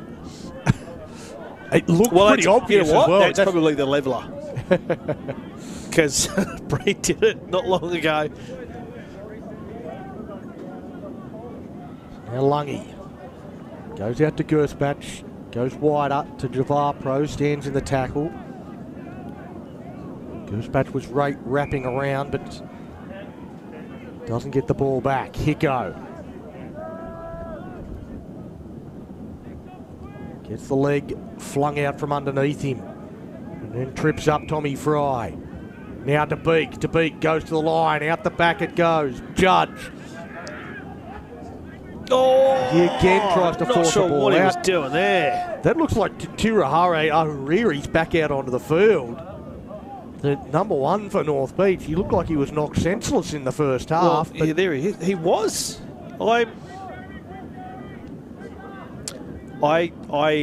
Yeah, okay.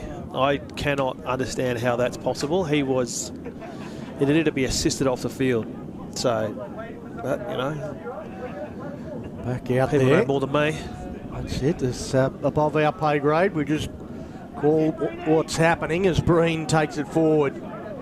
And again gets his face buried into the mud. I reckon he might have cleaned that beard at half time. He'd be cleaning it all week. Still be finding chunks of mud in there. It's Gulliver Brown.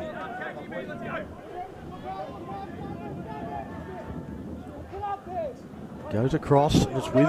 Reary stands up, Judge. He takes on DeBeek. DeBeek around the bootlaces. Makes the tackle. We'll play it now back to Nairobi. Nairobi at dummy half. He fires a pass to Wallace. Wallace rolling it in behind. Straight to Gerspatch, who's been really well positioned all game. Not sure what he was trying to do with that kick, Wallace. So he was running... It's come off the boot wrong, but it's gone right. There was nothing running through on the right. It's almost like his motion to his runners on his left, and then he's kicked it to the right. Well, South Perth, they live to fight another day.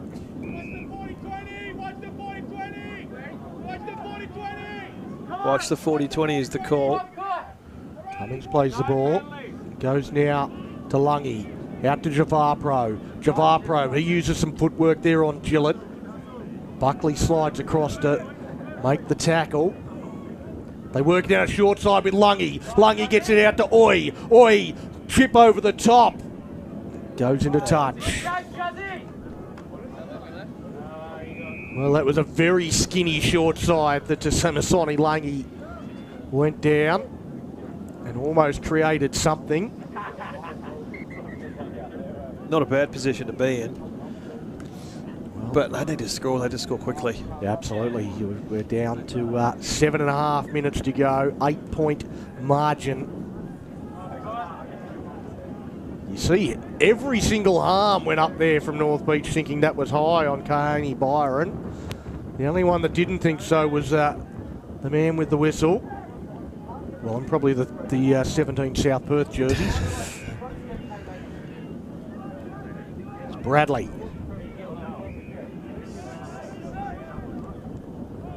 Put down. Go to Buckley. Buckley turns it underneath to Sparrow. He runs in to Hicko. So Gwazinski is Wallace. Gets some air underneath it. Going forward to it. Gerspatch takes it well. It's defend away from Dickinson. He's put down. Now Oi, great shot down underneath the ribs, Kobe Aisi. Good tackle, Gwazinski. Just a hit up. Well, they've got to come up with something a bit more than that here, South Perth. They need to score very soon if they are to give us our grandstand finish. Evans in a dummy half. He catches Breen with his back turned, and Evans beats the fullback. He looks to beat another. Byron comes from behind and makes the tackle. We'll play it back to Lungy. Lungy goes across now to DeBeek. DeBeek fires a long ball to Cummings. They go out wide. Judge, draw, pass, try! Josh Perring dives over. Here comes the grandstand finish. That's why we're the best call in Community Rugby League, Don, because we got the Nostradamus ball out. We always want a grandstand finish. We've been lucky the last few weeks. We've had some cracking games. Key there was that run set it up. The key was that quick ball. They needed to go quick. And DeBeek with that flailing pass. Great set of hands. You had to take it out in front of him. Yeah. Great grab. We'll see it again. That one, he's taken that kick quickly, so he's conscious of the time. Might see it again. Here it is here. It's flailing pass, and he's had to use every inch, every millimetre of his fingers to take that quick ball movement. And they've scored with 12, mate. They've scored with 12 on the park. They have. It won't be too long before they're back to 13. They've got 5 minutes left on the clock. It's 18-14. The Seagulls leading. On the live ladder, South Perth will retain top spot at the conclusion of this game with a couple of rounds to go, but they'll be level on points. There'll be only points difference between them. And North Beach, well, they're trying to take as much time off the clock as they can with this kickoff. The rain's in. Here comes the rain. It's to soften up the mud. The kick goes down and South Perth off the back fence. Judge told to go into dummy half. He'll go for a run. Can't get away from the marker in Dickinson. Slow play the ball from Judge. Oh, that is coming down. Look at that. Comes out now to Malachi. That's and he's high. dropped it. No, no. Alright, just let him take this set. Yeah, second row. Nah, let him. Well, that has just knocked the air out of the balloon for South Perth somewhat. That rain isn't going to help either. Not a great time for the heavens to open if you're South Perth. Look at that. Look at that. The Blue Force. No, this is a gentleman there. I'm assuming he's a South Perth supporter, but he's braving it. That Johnny Bell, that's rugby league right there. That gent on the hill. If you know who he is, I want to give him a call out. That's fantastic. Now, as North Beach try and lock this one up. Wallace underneath. Ahuriri. He slips over, slides onto his front. Another slow play the ball. Gulliver Brown takes it right to the line. Wasn't looking to offload that time to Fry. Plays it back. Aisi's going to go out of dummy half. Breen puts the ball down. No advantage for South Perth. Well, there's complaints about something from Breen. Looked a pretty straightforward drop from our angle. South Perth racing to pack the scrum. But they're 90 metres from home. The wind, the rain, down to 12. It's all against the top of the table Lions. As North Beach look to return to the winner's circle after back-to-back losses. There's plenty of storylines.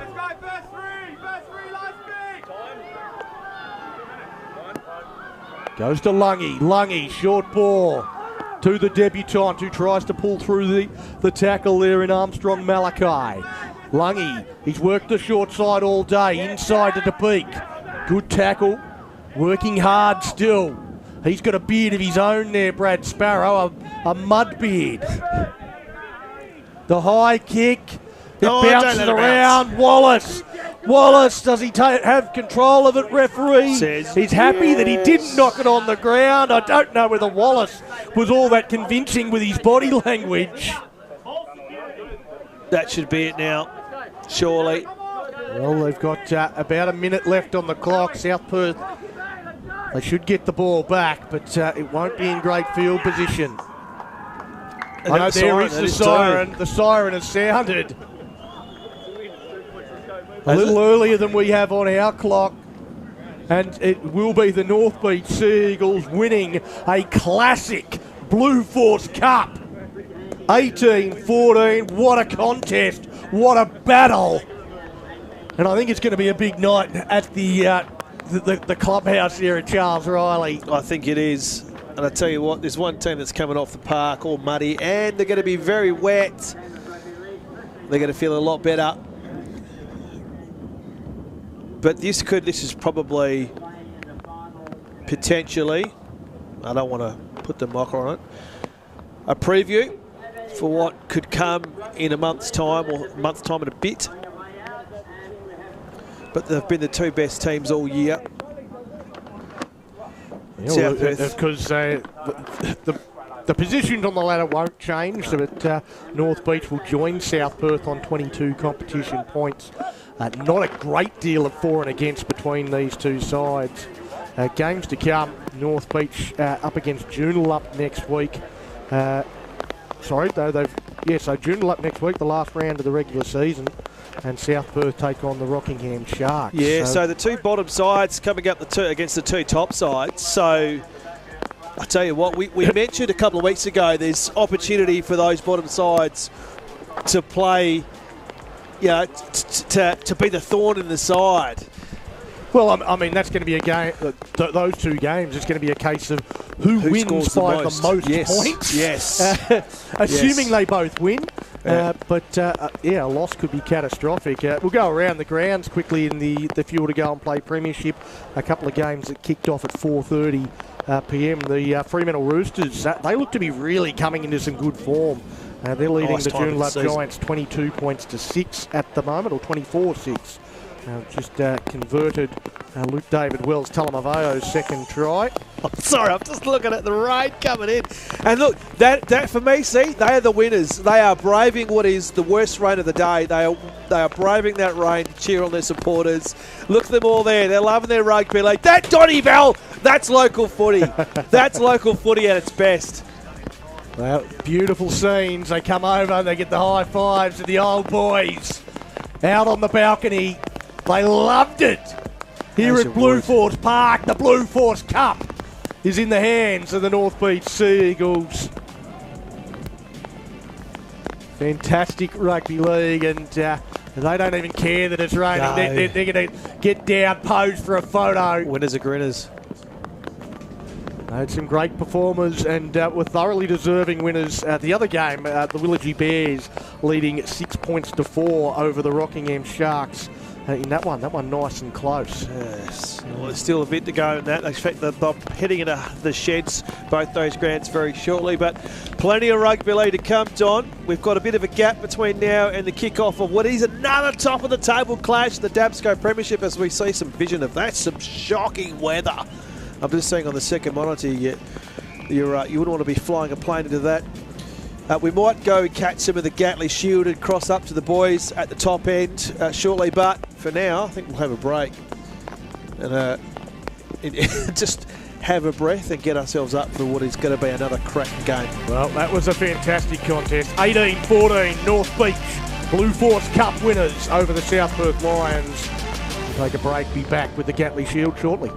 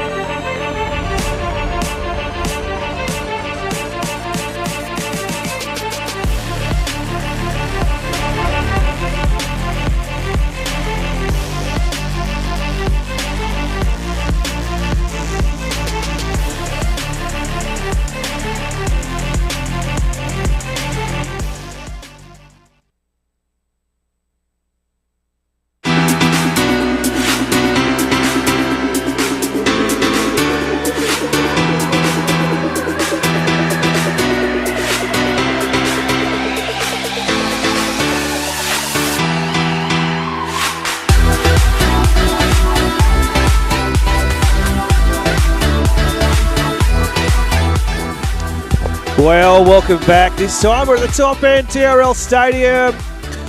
Getting ready for a top-of-the-table clash. Jeez, I tell you what, if you're watching on NRL Pathways today, being delivered a treat of rugby league action. As we're just seeing their second half underway, it was the brothers that scored first in the second half of the Gatley. So we've got about another 20 minutes of this one to go, or 25 to go on this one before the big dance, top of the table clash between the brothers and the Bears. The Bears sitting top of the table, the DABSCO. And the brothers, of course, the defending champions, defending premiers, doing the chasing. And we'll have the crew from 97.7 We Can Be Heroes Saturday morning sports talk in Darwin. Cam and Axe bringing us this call as we just see some of the highlights or some of the vision coming in from TRL at the moment. I don't know if we've got Cam and Axe on com at the moment, but I for one... Yeah, we're here, Dave. Oh, there you are. I've just pushed your button on. That's probably why. So, how is... give us a rundown of what you're seeing at the moment. My understanding is this Gatley game at the moment is a significant game, a game for a shield or a cup. Yeah, we've got the Gatley Shield at the moment, Dave, like you said, between brothers and the Litchfield Bears. I'm not too sure if it is for a shield or a cup. We'll get some confirmation on that for you, as brothers look like they're carving straight up through the middle there, the 5'8" for the brothers Gatley Shield team. Frith Warrisam from acting half dives over to score. Of course, we've seen plenty of Frith in the DABSCO Premiership. So it's 24 points to 10. That will take it to 28 points to 10 with a kick to come for Darwin Brothers. Hotly contested game, as you said, this Gatley Shield. Darwin Brothers, they're sitting on top of the table in the Gatley Shield. Litchfield Bears are sitting third. But two powerhouse of clubs, blockbuster games here tonight. It is round 14 of a 15 competition. And I could just hear your intro, Dave McRae, that you said this is a 1v2 in the DABSCO Premiership blockbuster. And as you rightfully said, Litchfield Bears top of the table, and most likely, unless there's a freak set of circumstances, but most likely will be our minor premiers. And Darwin Brothers, they are our defending premiers, and they are sitting second, unless a unique set of permutations take place. Finals football comes early to TRL Stadium, because I believe in a few weeks' time this will be the grand final qualifier in the first weekend of finals football. Of course, 1v2 will play each other and go straight through to the grand final. 3 versus 4 will play each other, which will be the Palmerston Raiders most likely and the Nightcliff Dragons. The loser there will be eliminated. And then the loser of 1v2 will play the winner of 3v4 for the second grand final spot. So all things going the way we would expect them to go, we are going to see a preview between that 1v2 grand final qualifier preliminary final that will take place in just a few weeks. Of course, this is the third time that these two teams have met each other this season, and the bragging rights goes to the Litchfield Bears back in round 3. 30-22 winners over Darwin Brothers, and then in round 8, 28-26 winners over Darwin Brothers. In fact, the Litchfield Bears, their only loss of the season was up against the Palmerston Raiders, another one of those big 3 teams. And Darwin Brothers would love to go into the final series at least having a win over the Bears, because they're going to have to get past the Bears if they want to, 1, make it into the grand final, and 2, win back-to-back premierships. Dave McRae, I've got Axel Deathmore, my co-host from WCBH. He's up on the balcony now joining me. Just might bring Axel into it. And good evening, Axel, back from last night's call, and welcome back to the balcony. Very good evening to you, Cam. Once again, I feels like I only saw you this morning on WCBH on our sports show. Very good evening to you, Dave McRae, Donnie Bell, and all our listeners and viewers from around the state, country, and world wherever you're tuning in from. Really looking forward to tonight's, Cam. I saw this lineup come up on when I was flicking through the games over the last couple of weeks. Brothers versus Bears. It's going to be an absolute blockbuster tonight. I am looking forward to Aaron Kernoff, Trent Wedding, 2 young men that can lead a team well when it comes to a game of rugby league. Just on your screens there, you can see Brothers well on the attack there, but it looks like they've turned over possession. The Litchfield Bears will come up with it in this Gatley Shield clash.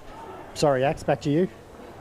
So it's just, saying as the action started to heat up in the Gatley Shield clash, thanks Cam, but Trent Wedding, Aaron Kernoff, two young men that know how to lead well and know how to lead a side of rugby league. They've been fantastic in their captaincy all year. Wedding had a couple of weeks off for work commitments. He's back on the paddock now.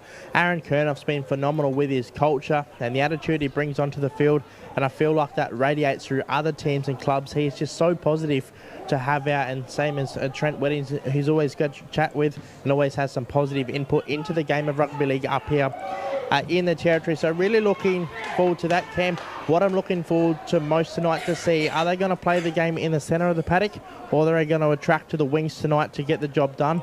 And are we going to see the fullbacks with the chip and chase trick? Well, Axe, we've got plenty of time before the kick-off in the DABSCO Premiership, so let's just try and break it down a little bit. Let's have a look at the teams 1 through to 13. And one of the things that I always look for an organised club, a club with depth, is what time do they actually get their team sheets published and out? What that says to me is that the team is settled going into the weekend's performance. And Darwin Brothers and Litchfield Bears, two of the most stable clubs up here in the NRL NT, and we got their team sheets nice and early, and thanks to Sharon, who's actually printed them out on A3 and blown them up so I can actually read them tonight. So good to have A3 team sheets, Cam. I know you, Dave, and Don, you always are scratching around for the team sheets as well, so it's great that we've got them here nice and early.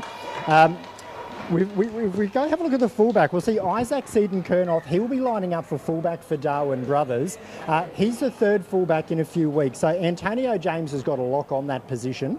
He's out with a leg injury at the moment. Last week we saw Albert Rubu fill in at fullback and did a good job. Not too sure why he's not named there tonight. But tonight we see Isaac Seaton-Kernoff wearing the jersey number 1. We've seen plenty of him this season, but he usually plays in the centres. So that will be a new position for him in terms of this season. And up against him in the opposite number 1 is Harry Heath, who's that young under-18s player from the Litchfield Bears. And we've spoken about him a number of times.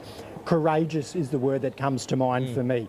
Under the high ball, more than happy to put himself under the high ball, take the ball on the full, and knows that the forwards or the kick chasers are coming through, but he's prepared to take the ball on the full.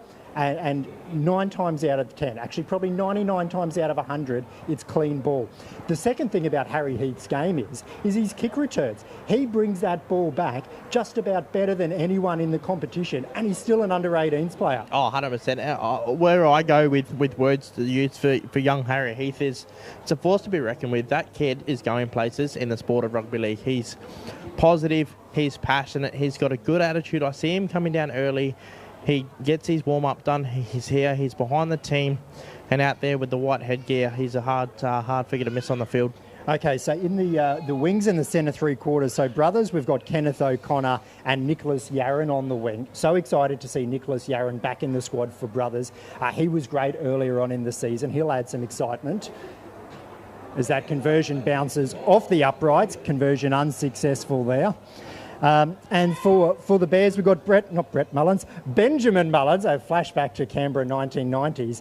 Benjamin Mullins on one wing and Eli Pomeroy on the other. And Eli Pomeroy, in the last few weeks, I can think of 6 tries that he's scored. He's bagged 3 tries in 2 separate games.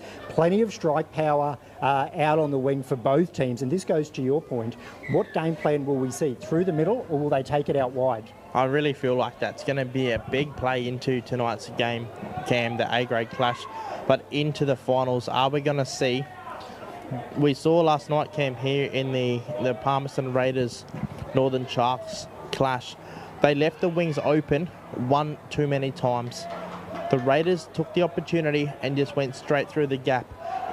In rugby league up here in the territory, Cam, or in rugby league across the country, you can't afford to leave your wings open. You got to have all bases covered. You got to make sure you lock the field down and don't let them through.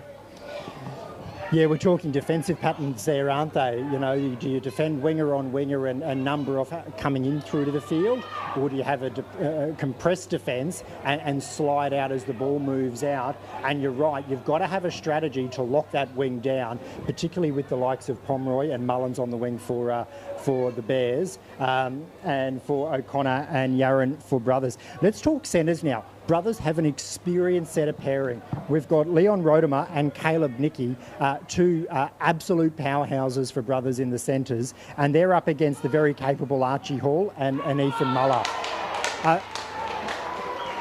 As we see Brothers, they've just crashed over for another 4-pointer. That will take the game to 34 points to 10 with a kick to come, 34 points to 10. Darwin Brothers leading the Litchfield Bears. Moving into our halves, you've mentioned this before. For Darwin Brothers, Aaron Kernoth, Dallas Coulton, I think they have played 6 and 7 for, if not all of the games, it would have to be most of the games for Darwin Brothers, a real settled partnership there in the halves. And the Litchfield Bears, they have made a change to their halves pairing. We normally see Wilmington play 5/8. Today we will see Nathan Dixon partnering the very experienced Trent Wedding in the halves for the Litchfield Bears. Absolutely, and I feel like the centres are going to be key tonight to set up good communication. I know just how Aaron Kernoff and Trent Wedding, they're so passionate about communicating well. And we look at NRL recently has gone and mic'd up players. You know, the likes of Nathan Cleary, he's been mic'd up recently. It's on YouTube. And just the 1%ers of communication, that's really important to communicate well, to get the set play, make sure we're setting it up, and we're one step ahead of the attacking team, and then we're one step ahead in our defence. Do you see one of the teams have an advantage in the kicking game? I really think that I think the Bears, I feel like they just go that extra mile with their kicking. Conversions and kickoffs, penalties to the side, they're just ready. Yeah, potentially. I think their long kicking game cancels each other out, but I think Aaron Kernoth's got one of the smartest short kicking games in the league. It'll be really interesting to see how kicks come into play, and both teams are very disciplined, low mistake rate teams. Probably the Bears a little bit more than Brothers. Brothers, they love to attack really from any part of the field, where the Bears will really grind out field position, ball security, and just weight of pressure gets them through. But it'll be interesting, do we see any 40-20s? Do we see any early kicks on the tackle count? How is kicking used as a weapon in tonight's game? And that's going to be a big talking point, Cam, and it's going to be very interesting. You've highlighted some really great points and some really important points. Like you said, 40-20s, early kicks. Do we kick or do we try and get through we saw last night. Because we remember that try that Aaron Kernoth from the scrum base put a kick through, and Antonio James was running through it and scored the try, one of the highlights of the 2025 DABSCO Premiership. Very prepared to turn the opposition around and make them think twice. I think if you look at, I would have to agree there, Cam. I'm thinking if I was on the voting panel, AJ, try of the season, it was just perfect the way that communicated. When I went up to Aaron Kernoff after and I asked him about it, he just gave me a very, well, that's how we do it, brother. Well, they were doing that for St John's, let me tell you, about a decade ago. So there's a very long history between Aaron Kernoth and Antonio James combining for some magic on the field. As Darwin Brothers, they're back on the attack, just about to go inside the Litchfield Bears red zone.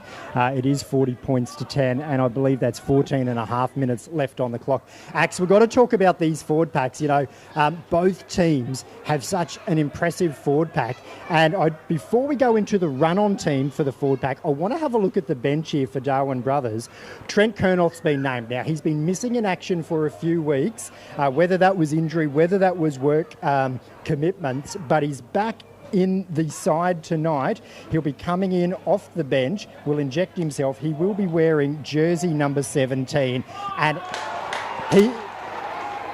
here's another try for Darwin Brothers. They're starting to run with it now. We'll get to see the local media services replay come up on the screen now. We'll just see how this one was put together. We can see Darwin Brothers, they got it out to the wing there. It was 3 defenders on one attacker, but they couldn't land the tackle.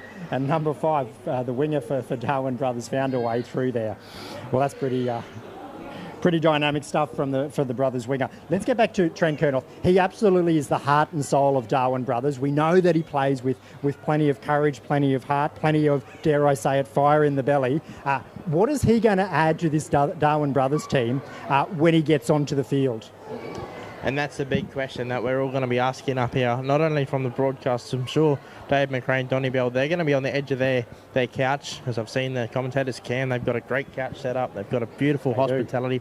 I've seen Dave McRae with his little burgers and pulled pork rolls and hospitality 101. Back to what you're asking, Cam, I think really he's going to bring... No hot dogs here, fellas, no hot dogs here. Side, and he's going to bring some experience in.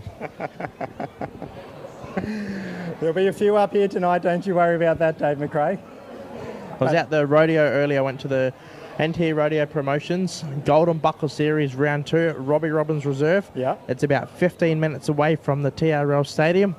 And I started off the night with a Dagwood dog, a few chicken nuggets, and a nice big slushy to cool down. This is all part of your marathon preparation It is, Gold of Coast course, 2026, Cam. Gold isn't Coast it? 2026. It's looking really fine, this well-oiled machine I am. I need to just keep on the diet and keep training, and we'll be good for Gold Coast. Cam, back to NRL. Well, let's get back to the forward packs because I really want to dissect them. Elijah Coombs, if he's not the standout front rower in the competition, who is? He's got to be in the top 3 front rowers. So we've got a high work rate front rower who's very mobile. He's got a nice little jink to his run, and it's not unusual for Elijah to get a line break and even on a kick return, run 20 or 30 metres. He's been partnered in the front row for Brothers tonight with Andrew Tobin, absolute tradesman-like front rower. We saw last week in the first half of that Brothers Sharks game, Andrew Tobin just went about his work like a tradesman does his job, like just quality after quality after quality, hitting the ball on the advantage line, plenty of rucks, high work rate, strong in defence, but they will be missing Cairo Armat, unless he's a late inclusion. I haven't seen Cairo Armat listed tonight, and he's another front rower that Darwin brothers have, as well as Lachlan Natupu coming off the bench, one of the biggest players that will take the field tonight. They are well served up front, Darwin brothers. And ready to go. And one thing I want to also highlight, just thinking about some stuff as you're going through there, is we talk about preparation for the teams tonight and the players getting prepared. It's about time arriving now. Us on the broadcast team, we'll arrive here, Cam, to TRL about an hour and a half prior to the broadcast to do our notes and get set up. We've got a bit of... Ooh, ball not grounded. Ball has gone dead. It's going to come back out to the 20-metre line there. Touchy waves off. What I was saying, about hour and a half of the broadcast team get our notes done, but the players... Get your hair done. Did I get my hair done? You said you turned up an hour and a half before. It's atrocious, my hair. That's why I've got a hat on. Fair enough. The players, they were both squads were here at 6:30, and that to me shows dedication. And it goes back to what we said about getting the team sheets out nice and early. A well-organised team, both of them are, plenty of depth. And these are the types of teams, they'll get to training on Tuesday, and the coach will already have an idea what the 1 to 13 will look like on the weekend. They'll just be waiting on to see if anyone, is going to overcome a niggling little injury, etc. Where some of our teams in our competition, dare I say it, are probably looking around in the car park about an hour before the game, just seeing who's coming through the gate. Can we put them on the team sheet? That's not these two teams. These teams would have been ready Tuesday and Thursday. Nice high ball, and he's unable to take it there. Litchfield Bears will get a chance here, 44 points to 10, less than 10 on the clock. These two teams here will have been ready from training throughout the week. Let's have a look at the Litchfield Bears forward pack, because Fletcher Tomes, he's also been a standout front rower for the Bears this year, but he's served well. He's got Burgess next to him in jersey number 10. Their back row of Jacobson, Jensen and Beckett. And the thing about the Bears, what I really like about it, they're all fit. They're really fit. In fact, they're probably the fittest team in the competition this year. They've all got a high work ethic, such a low mistake rate as a football team. And there's not a whole lot of flash that happens in that forward pack. It's just good, hard, solid stuff. They'll go all night. And in fact, if we think back to the great North Sydney Bears back rowers of Larson and Moore and all those sorts of players, that's these type of bears out here tonight. Just great, solid tradesman-like performances. Absolutely. And before we forget, Cam, events like this wouldn't happen. State and territory rugby league competitions wouldn't happen without sponsors and partner supporters that get behind the event. Of course, we've got our spectators, we've got our players, referees, broadcast partners, our commentators. Beautiful segue, Axe. Why don't we go around the grounds now for McDonald's and run through some of the scores that we've got so far. So let's talk True Flow Services Premiership first. And of course, this is around the ground, all thanks for McDonald's. And we're talking about our Chemist Warehouse scoreboard. My favourite restaurant. Your favourite restaurant, that's right. Last night we saw the Northern Sharks 12 defeat the Palmerston Raiders 0 in a game that I thought we would have seen more points from the Northern Sharks. The second game on the schedule there, Darwin Brothers 42, big winners over the Litchfield Bears 10 in the True Flow Services Premiership. And a progress score at the moment, it's still being played out there on field number 3, Warren Park, where we commentated last week. It's the Nightcliff Dragons 32, currently leading the South Darwin Rabbitohs 0. Now that's all in the True Flow Services Premiership. Axe, do you have any Gatley Shield updates for us? Not at the moment. Still all right, I'll run through those there. I've got them here once again, all thanks to McDonald's. Palmerston Raiders over the Northern Sharks 20-0. That was a forfeit. That was last night's game. Today we've already seen the Nightcliff Dragons 44 defeat the South Darwin Rabbitohs 8. That's of course in the Gatley Shield. And this game that we've got currently played in front of us, it's currently Darwin Brothers 44 leading the Litchfield Bears 10, so that brings us up to speed with the Gatley Shield, and then we'll have a look at last night's game in the DABSCO Premiership. You were down here calling the game with Dave McRae, thanks to Local Media Services Company. Palmerston Raiders 54 over the Northern Sharks 6. Take us through it. Yeah, Palmerston Raiders are forced to be reckoned with. Came out early. Chuck Norris spoke to him before the game. Came out with a clear head, with a clear game plan. Went over and spoke to Adam Hall, the captain of the Northern Sharks, spoke to the coach. They both came out with a really good game plan. I just feel like the Palmerston Raiders, they came out with a bit of a stronger culture, a bit of communication. The Sharks are great, don't get me wrong. I'm not at all writing them off. They're a fantastic side. They train hard. They train well. Hall, he worked on some stuff the last couple of weeks. We saw the centres out by themselves with not much support from their wingers. We come back and we look at that. It was a really good performance from that last night to fix those 1% of errors. But I really feel like the Palmerston Raiders, they just came out. Chuck Norris and his boys came out with a better game plan. Chuck Norris now, I believe he plays his 300th game next week. Like, what an absolute machine he has been here in the DABSCO Premiership over many years. Darwin Brothers are going to restart play here. There is about 5 minutes left on the clock. It is Brothers 44, the Litchfield Bears 14. That conversion was unsuccessful. Hookers, let's have a look at the dummy half positions there. We've got Connor Williams for Darwin Brothers. We do have a change for the Bears. We have Patrick Mangtolo in jersey number 9 tonight, usually in the squad, usually playing off the bench or in the back row, but tonight he'll be playing in the acting half position. No Flanagan for Brothers tonight, for the Bears tonight. And which is why we've got the moment as well, Cam. We're just going to go also to a couple of our game day partners and sponsors. Chemist Warehouse bringing us our beautiful scoreboard here at TRL Stadium. We will pick it up on the broadcast camera throughout the left of screen when the cameras pan around to follow our kick chases and tries. But of course, our game day partner this weekend, Northern Transportables, looking after all your demandable transport sales and hire up here in the territory. And of course, they are hiring. There is some signage down here at the ground.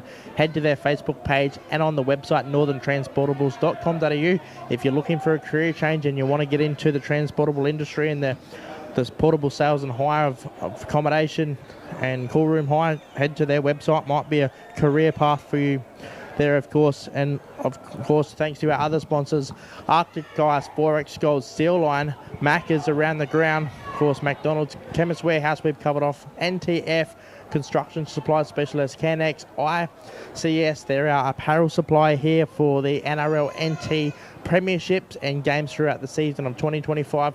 True Flow Services and DABSCO, our naming right partners for our premierships in our senior grades. And I must... Top end print, Northern Territory Government. Cam, I think I've got them all there. Well, there's one that you missed, Dax, and it's just under... Oh, he stayed in. Oh, a sensational try there to Darwin Brothers, the winger. That will go on the highlights reel. He treated that touchline like a precipice, but dare I say it, and then had to do a little flip over the top. He was able to ground the ball. Definitely one for the highlights reel there. I was going to say there's one other little sponsor that's underneath the goalpost down the Litchfield Bears try line. It's good old WCBH Saturday morning sports talk with Cam and Ash. Those two. And of course, Territory Butchers. How could I forget that? Your favourite. They've been keeping me fed all Keeping season. you lean all season. And Channel 9's come on as well. Bit of marketing sponsorship as well. And our development game, big All news, right. the Dolphins are signed. Let's get back to our pre-game show and our analysis of the game plans that we think both teams are going to bring out on the field tonight. What we've seen from the Litchfield Bears all season, and like I've said this a number of times, is just clinical. They're absolutely clinical. They'll kick for field position. They'll have the low mistake rate. Their discipline's really good. They're the fittest team, I believe, in the competition. They grind out victories. And in so many competitions, you know, we come back to the quote, tries win games, but defence wins premierships. And that's what Litchfield Bears are building this minor premiership on. And I would expect that's what we're going to see from them tonight. For Darwin Brothers, they are more dynamic, I would say, than the Litchfield Bears. Still a very disciplined, capable football team, but they're much more dynamic in terms of their attack. They are willing to attack as that kick will just go to the right-hand side. Darwin Brothers are willing to attack at any point, at any position on the field, and they've got the strike power to do that. They've got players who bust the line really well, can slip a pass, and some speed out wide. And so I would expect a more expansive game being shown by Darwin Brothers. But given this is the third time that they've met each other this season and they know how each other play, I wouldn't be surprised if they both mixed it up a bit, because finals places aren't on the line today. It's a chance for them to try something and surprise each other. But that's what I'm predicting going into the game, is clinical from the Litchfield Bears and dynamic from Darwin Brothers. Look, I have to agree with that, and I feel like Aaron Kernoff is going to know and talk to the squad about they are up against the Litchfield Bears Rugby League Club tonight. They are up against a very dedicated, fit team that is going to score early. I'm feeling Cammer. I'm going to tip tonight that we're going to see the Litchfield Bears in the DABSCO Premiership. Going to see the Litchfield Bears first onto the try line tonight. Darwin Brothers are going to come in responsive to that. And I feel like it's going to be a very close scoring game. I don't feel like we're going to see too much of an open... Put it through the hands. Oh, still in play. He's going to find a way over, surely. No. Referee says no. He's Toby Manzak. That will be enough for full time there. That's full time. 48 points to 14. Darwin Brothers over the Litchfield Bears in the Gatley Shield. Some quality players running around there in the Gatley Shield for both Brothers and Bears. Certain football commentator used to run around in the Gatley Shield back in 2005 for the Nightcliff Dragons. Would that be Cam Hughes? Back in the good old days. Well, Cam, we can't sorry, boys. So I don't want to without... just want to interject. 2005. Would there be any vision of that available? Did they have cameras, video cameras back then? I don't know, but I have flashbacks from getting sent to the sin bin for an interchange indiscretion. Ran onto the field after a try being scored. Didn't wait in the centre for the referee to note me. I just went and lined up. And I've got this flashback that it was Chris Foy who sent me from the field.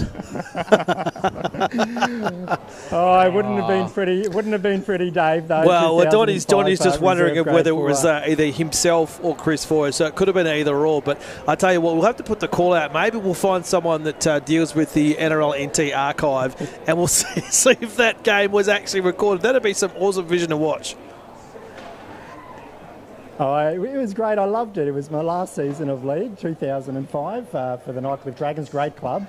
And some Robbie Corrie was our captain coach, and we had Big Merg, who went on to coach the Nightcliff Dragons for a little bit. I think he even spent some time out of the Palmerston Raiders. Did you play that game here? Did you, Cam? No, this is Richardson Park, This was South Darwin was over here, but this is back at Richo. Actually, this wasn't even here, was it, the stadium? Not the stadium, this no. balcony wasn't even here. No, but so always have fond memories when I see the Gatley Shield running around, and if anyone is sitting on the couch thinking, have I got a season left in me, not me personally, but for them, get back involved. You're a long time retired, and I certainly miss it. There seems to be a consensus that the teams are putting out for me to play Gatley Shield next year on the wing. Axe, I've been around league my whole life. I've got to tell you, I've got to come clean with you. You're not going to be a winger. I'd be sticking you into the scrum somewhere. Into the scrum? You probably play. You might get yourself into the back row. And if we're a bit skinny up front, I might even put a number 8 So on gents, your back. we're just seeing on the screen at the moment, they're holding up some sort of plaque. So it is, I'm not sure what it is. We'll see if we can get some, admittedly I was told during the week, and its names escaped me, but it was some sort of memorial shield, as we see, just being held up on the vision. So obviously the brothers have taken that one out. There is, Dave, yes, you're right. We'll try and get some information for you there. You're absolutely spot on. Players in a huddle at the moment, cheering each other, and there is a shield that's there. Nice to see all these mini competitions that exist in the DABSCO, True Flow and Gatley Shield. 100%. The inside competitions to the big competition. Yeah, it means something, doesn't it? To put on your team's colours and go out there. It's something and special too for the fans, for the sport, for the community. Cam, we're not too far away from going to kick off for a DABSCO A-grade clash. I'm going to have to go down to the canteen, stock up the commentary box tonight with all the good stuff. I'll be right back with you shortly. All right, Axe, you take a break there. Dave McRae, we might take a 2-minute break, allow us to have a drink of water and get ourselves set and ready for this A-grade clash between the Litchfield Bears, the top of the table, up against the second place Darwin Brothers, the defending premiers. We'll be back in just a few moments for the call of the game.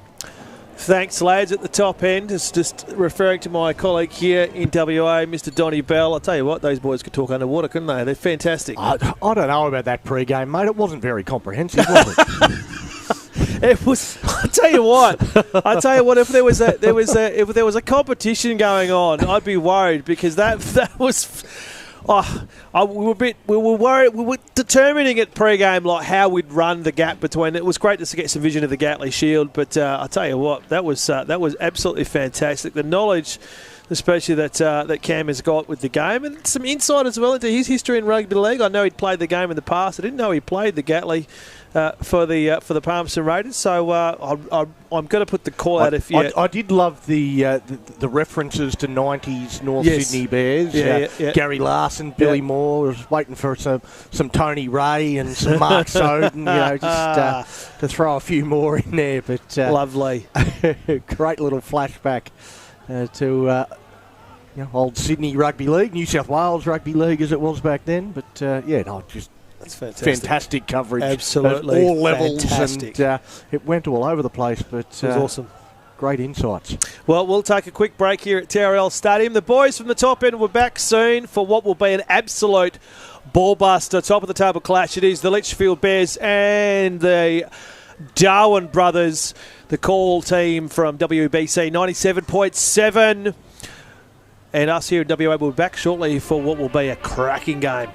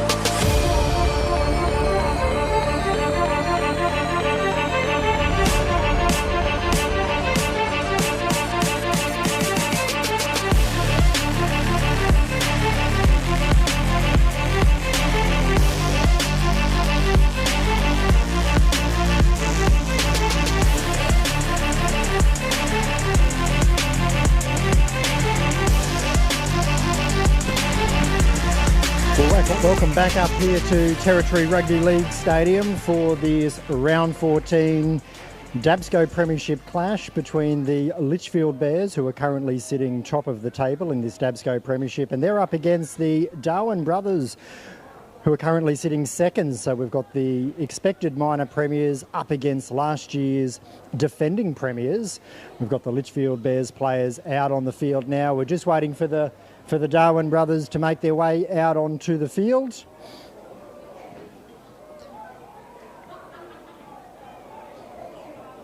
I believe there will be a minute's silence before tonight's game as the rugby league community comes together.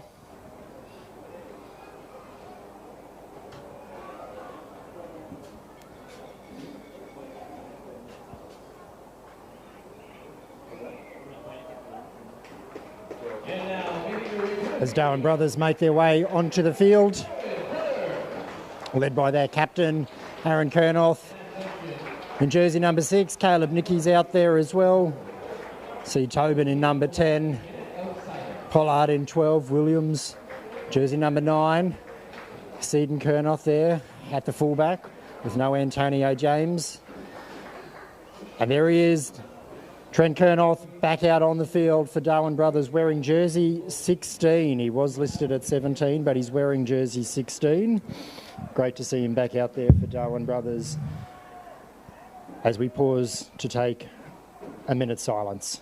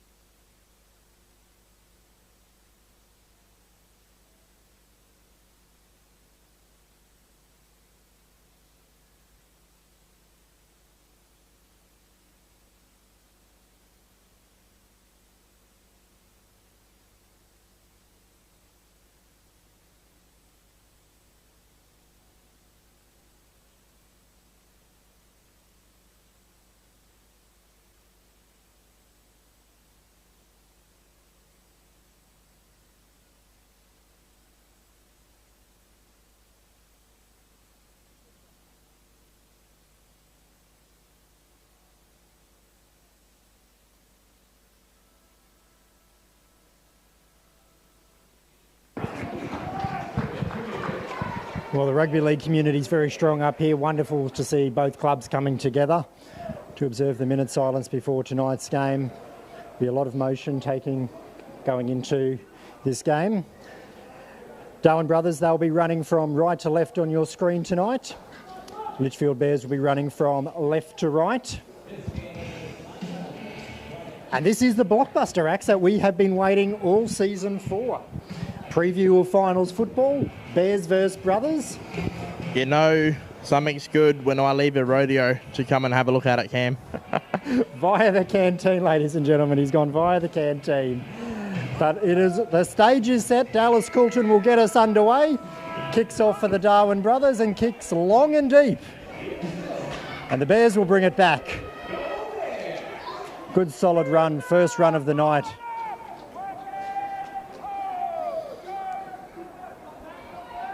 They bring it through the centre of the field, up over the 20. Bring it to the grandstand side. Acting half taking a few steps out before he gave it on to his forward. Both teams will be looking to test each other through the forwards early on. That's Riley Smith, who's wrapped up there eventually. Has to go back to play the ball on the mark. And Beckett brings it up just shy of the halfway. Wrestled to the ground by Williams. Tobin, he was in there too. This is the last. They come the blind side. They put the ball up high. First test here for Seaton Kernoth, and he does very well. He takes the ball cleanly on the full. And he's met by 3 Litchfield Bears defenders. Good kick chase there from the Bears. And it's Brothers' turn with the football to work their way out from their end. Ideally, Cam, they're going to be making those metres early and trying to keep it in their territory tonight early. Well, here we see a scurry from acting half here. from the winger. That's Nicholas Yarran back in the team, jersey number 5. We saw a lot of him early in the season. Great to see him back out there. A little bit slow to his feet, still on his haunches. Williams. Go out to Jonas Nicky wearing the headgear tonight, Axe. Jersey number 13, Jonas Nicky. And he'll play it back to another headgear in Connor Williams. Kernoth, short kicking game from the blind side. There's a knock-on, I believe, there from the Litchfield Bears. Referee will indicate that the Bears have knocked the ball forward, and we said in the pre-game, Aaron Kernoth, that short kicking game, Axe, it's got to be up there with the best in the competition, and it gets a great result, a knock on there from the Bears, and the brothers will go right on the attack. He knows what he's doing when it comes to that kicking, and I think he really highlighted in that set play there, Cam, about that short kick. So the teams, are they expecting it? Are they not? Is he going to do it? Is he not? So they're the things the Bears are going to be watching tonight closely through play-by-play. All right, first attacking use of the football for brothers here. Tupou will just settle the ball, playing one pass wide of the ruck there, or one pass wide of the scrum, I should say. Williams at acting half will go to Tobin. He'll settle it as well. Brings it to 10 metres out from the Bears' try line. They've got numbers left and right. Referee blows a penalty. Not happy with what was going on there. Player being held down, Axe, I believe. So first penalty there to brothers. Tobin will settle it. Oh, he might go all the way, Tobin.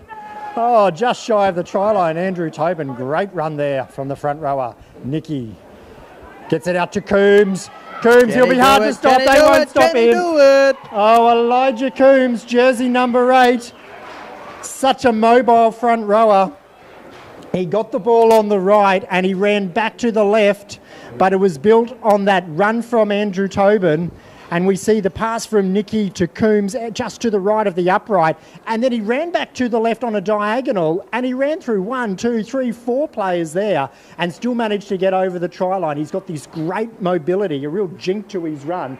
And Darwin Brothers first on the board, it's 4-0. So I did tip tonight. I did tip the Litchfield Bears to be first on the board tonight.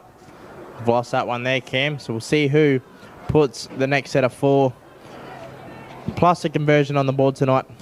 Yeah, well, Dallas Coulton will take this one from a great position, so a chance to go from 4 to 6. Another thing that we spoke about in that pre-game was Elijah Coombs' mobility and just his effectiveness as a mobile front rower, and we saw it there. We saw the Tobin tradesman-like run, settle, straight, hard, settle everything down, and then Jonas Nicky onto Elijah Coombs. And the forwards, we said would they go wide or would they go through the middle? Darwin Brothers find a way through the middle. Let's have a look at Dallas Coulton's kick here.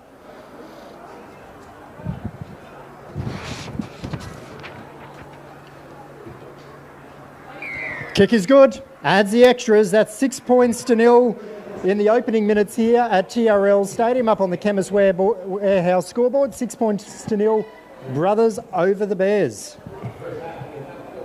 And a big night here, and if you're just joining us, a very warm welcome to the top end.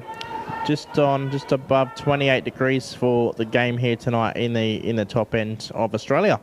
Cooler today though, Axe, than last night. It was a very breezy morning. Last night was a belter of weather conditions. All right, Bears to restart play here. They'll kick long, they'll kick deep. Brothers, they'll bring it back through Tobin.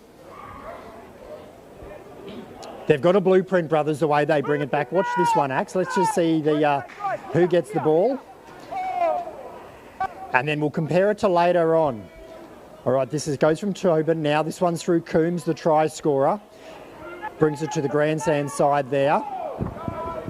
Again, you see that early communication from Trent Wedding telling the boys to set it up, set it up, set it up. Jonas Nicky tackled, 25 metres out. Coombs back for his second run of the night.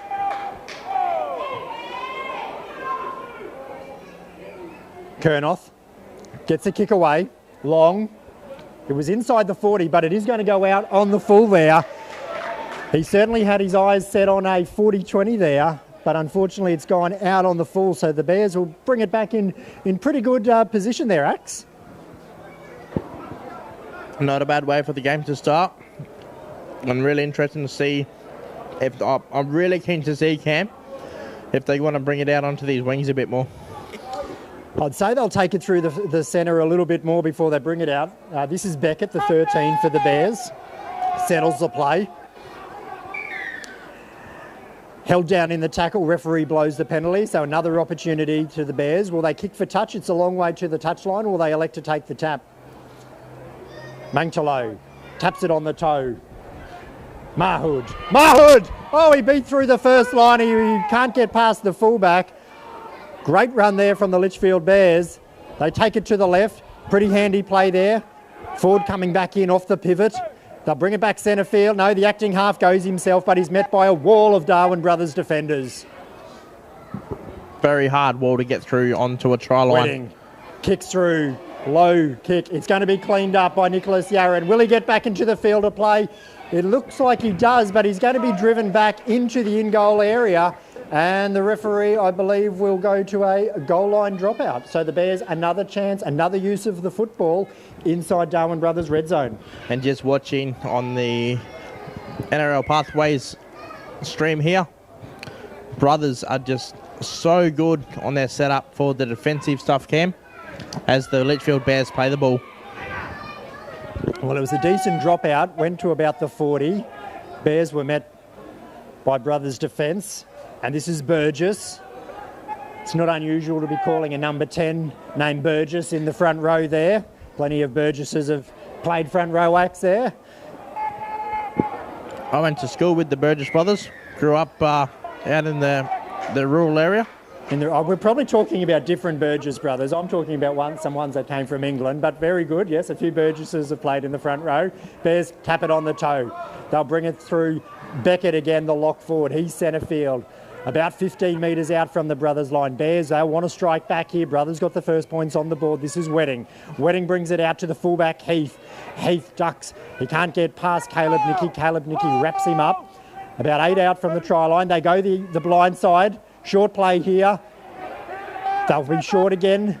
Litchfield Bears, they keep going the blind side there. Oh, I think he's scurried over.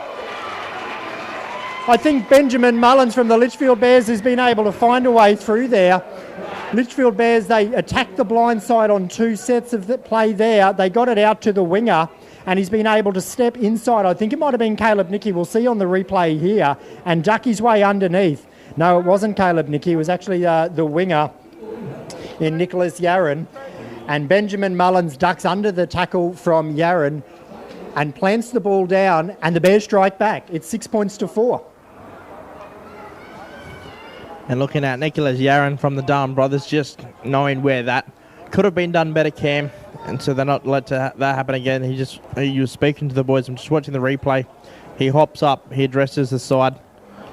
They just know where it could have went better. I just love the play. It was smart play. Like, you would expect the play to go back to the open side. They went the blind side, so you think that's done. It's going to go the open side. But they attack the blind side again and take the risk of being bundled into touch.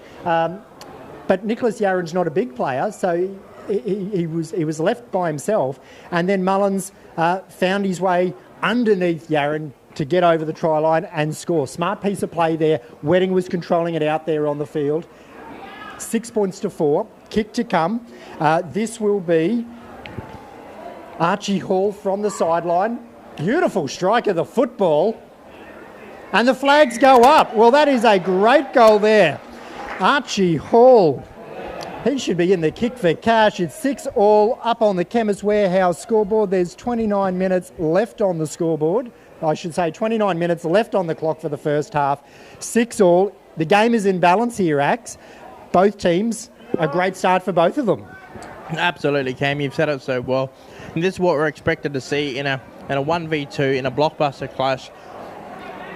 We can just see how well these teams are prepared for tonight's clash, Cam. Coulton kicks long. Bears will bring it back. Be able to get it to about the 20-metre line. I think that might have been Beckett, the lock forward. Gets to his feet quickly, wants a quick play the ball. Harry Heath, he comes in, but he passes it off. Referee's on the whistle there, blows the penalty. You see what that one was for, Axe? Bears will kick for touch. Has it gone out? No, well, a fairly spectacular piece of play there. Darwin brothers have actually caught the ball and thrown the ball back into the field of play, but it's gone back into the hands of Bears players, so they've ended up with the ball on the halfway, which is where they would have got it had the kick found touch, but that was just a little bit more spectacular. Great run there. Centre field, Litchfield Bears. Wedding to Beckett. G's been busy tonight, Axe. James Beckett for the Bears. Yeah, certainly playing his part and earning his paycheck tonight here at the TRL Stadium. Well, I just got to say I'm impressed with Harry Heath, how he just is always in the right spot, plus 2 steps ahead of where he needs to be. All right. Game has been restarted. We had a little bit of time off there, 2 footballs on the field. And that was a great little tackle there from Darwin brothers, affect the error. They've come up with the ball.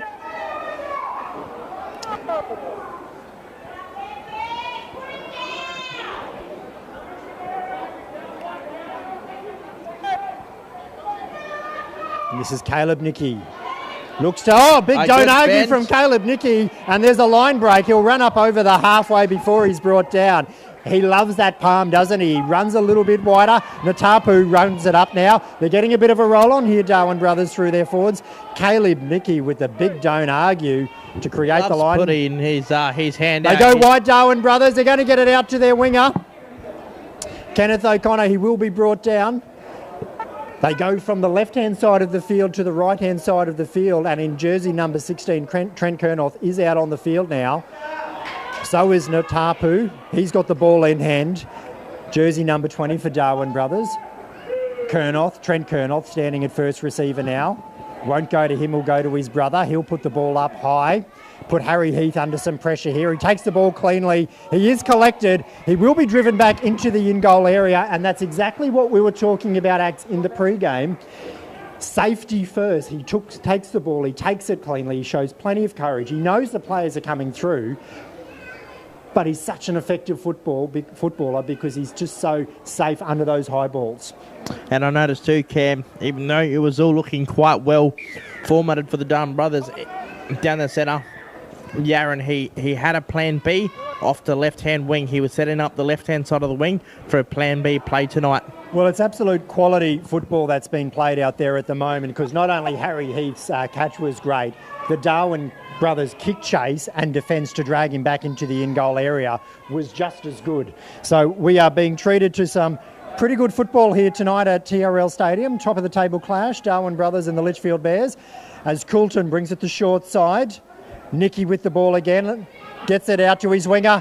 Yaron's been able to take it, he juggled it. He was able to hold on to it, and he's brought down about 5 metres out. They go the short side, they'll go the blind side.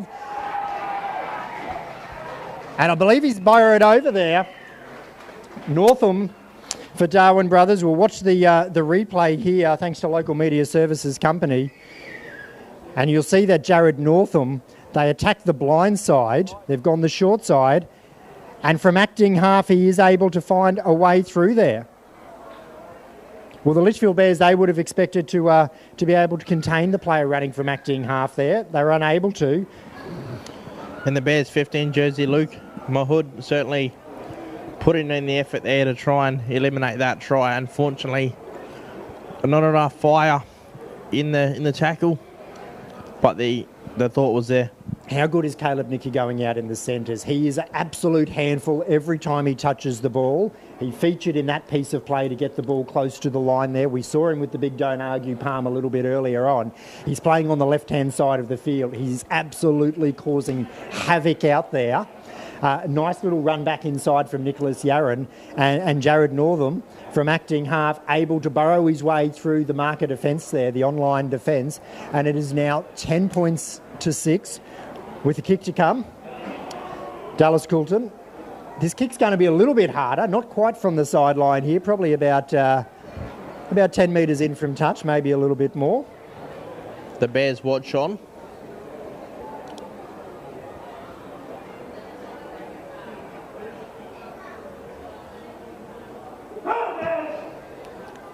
Oh, it hits the upright. Conversion unsuccessful. It will remain 10 points to 6 up on the Chemist Warehouse scoreboard. 10 points to 6, Darwin Brothers leading the Litchfield Bears. And we have 24 minutes left up on the clock before the halftime break. Saturday night footy, all thanks to our game day partner, Northern Transportables, here at NRL NT. All right, so let's go back and see this Darwin Brothers, how they bring this ball back. The Bears will kick long, but this time they'll kick to the other side of the field. And there'll be Trent Kernoth who brings it back. Full of gusto. Tough man to bring down. It took 3 Litchfield Bears defenders to bring him down. The Tupu, he follows up with another ruck here for Darwin Brothers. Good settle, 6 of down. Oh, this will be 15 for Darwin Brothers. North on the try scorer. Well, in 3 rucks, Axe, they're up to the halfway. Kernoth. Certainly making those metres count tonight, Cam. And Northam, they're well inside the Litchfield Bears territory now. Well, that's exactly what they would have wanted, a good settler set of 6. And that's the 5th. They'll go to Kernoth. He'll get to kick. He'll put it high. Players running through. Harry Heath once again takes it cleanly.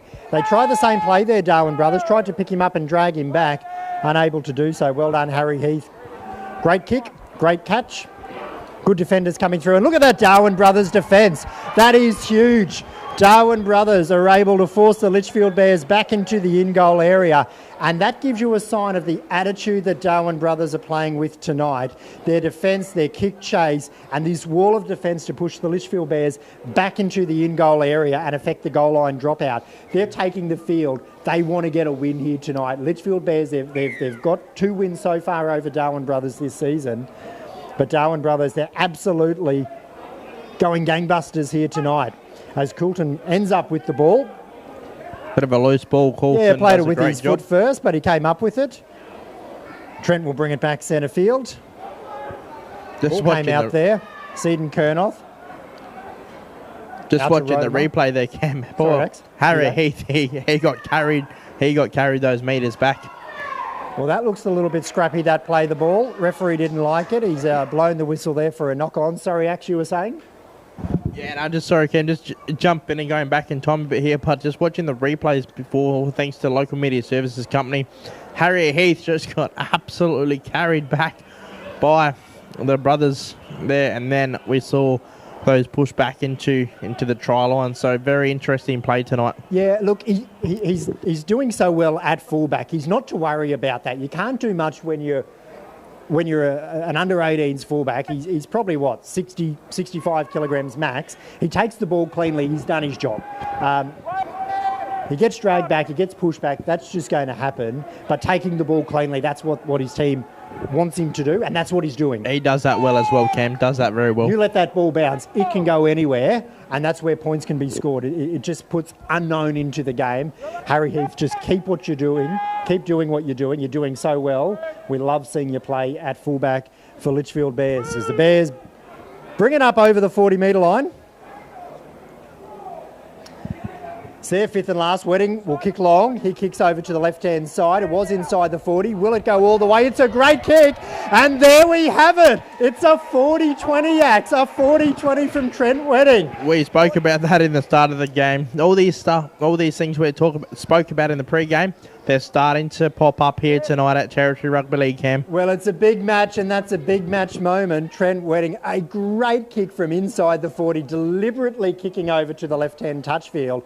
And it got the bounce. It went end on end on end. And that's put them in a great position to strike back here. Riley Smith, they'll bring it out. This is Tomes.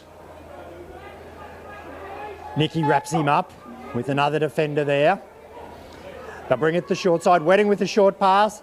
Gets it out to Hall. Hall is striving. He is going to be brought down. So close to the try line there. Byrne is at acting half. Brings it back to the open side. Ball will find a ground, and that's going to be where the knock-on is made. Well, the ball didn't find its mark there from the acting half.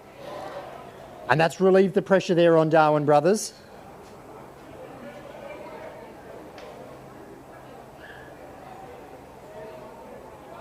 scrum to pack down here. It will be a Brothers loose head and the feed. Chance for both teams to catch their breath, and chance for Axe for you to have a couple of chips. Dig in, Cam, dig in. Plenty. I got them straight off the hop late, Cam. They are as fresh as the rugby league tonight. From the scrum feed, sorry, Axe, to interrupt your chip calling there. We've got Darwin Brothers. They angled a run. I think it was Elijah Coombs. No, it wasn't. It was Pollard who brought it to the grandstand side. There's a penalty call there for inside the 10. It was a good run there. They put Pollard at first receiver from the scrum feed, so a forward standing at first receiver just to get that impact run, and it was an impact run. Good quick play the ball. Referee found the players inside the 10 from the Litchfield Bears. Brothers are able to kick it up to the 40-metre line, and the game swings back.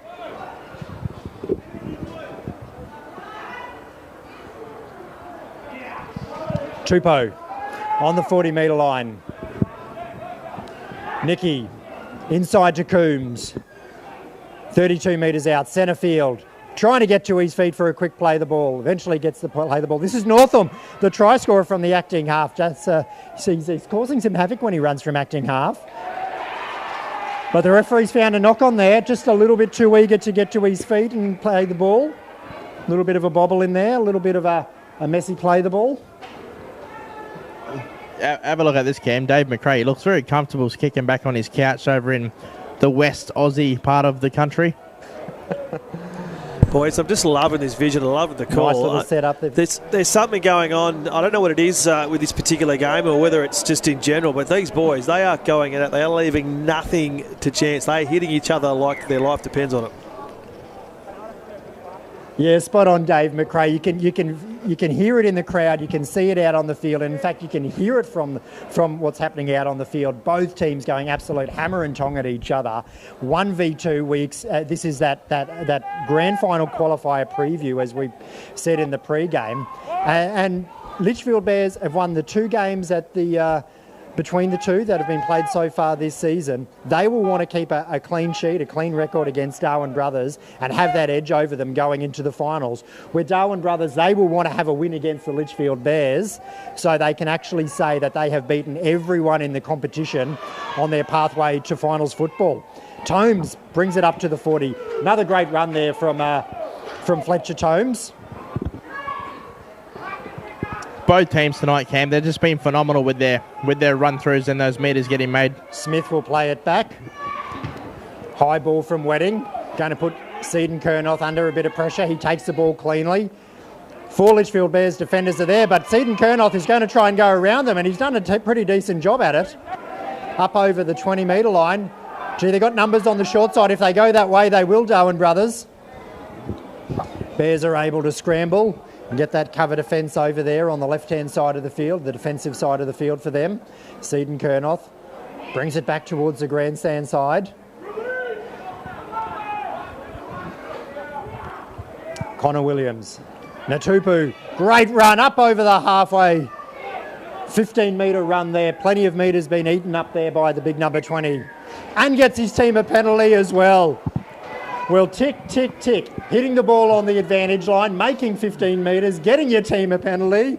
Great work there by Lockie Natupu. And they're really using all the field tonight, Cam. Real estate is certainly going cheap tonight because they're using everything from the left to the right through the centre tonight. Well, Aaron Kernoth elects not to kick for touch and gives it straight back to Lockie Natupu for another run there.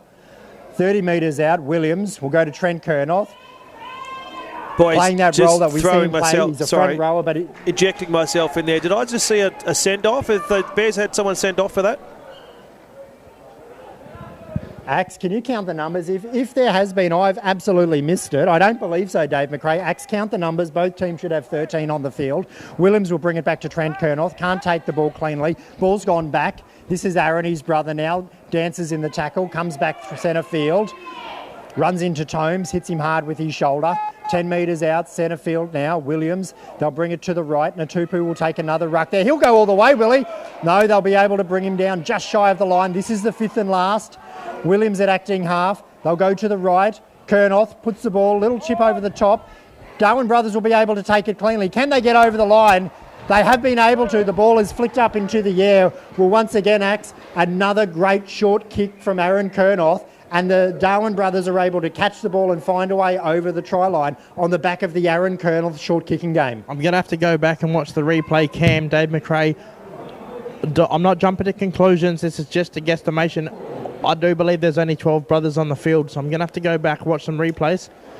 Possibly Dave McRae. There has been a send-off 13 Bears, potentially 12 brothers. Count the numbers again. I reckon we would have heard it from the crowd if something like that. We're both watching the game. Obviously, we're getting a bit too distracted by something. If we've missed something so significant, you count the players' acts. And I'll talk about that great little Darwin brothers try again. It was built on the back of some great forward play through the centre. Lockie Natupu has his last 5 minutes. He's just lifted this game to another level, and then Trent Kernoth playing at first receiver, as he so often does, as a ball-playing front rower. The ball comes out wider to his brother, Aaron Kernoth. Little chip over the top. It goes to the right-hand side, and I believe it was Kenneth O'Connor, jersey number 2, came up with the ball. He still had some work to do. He still had another 1 or 2 metres and some defenders to beat, but he was able to do it.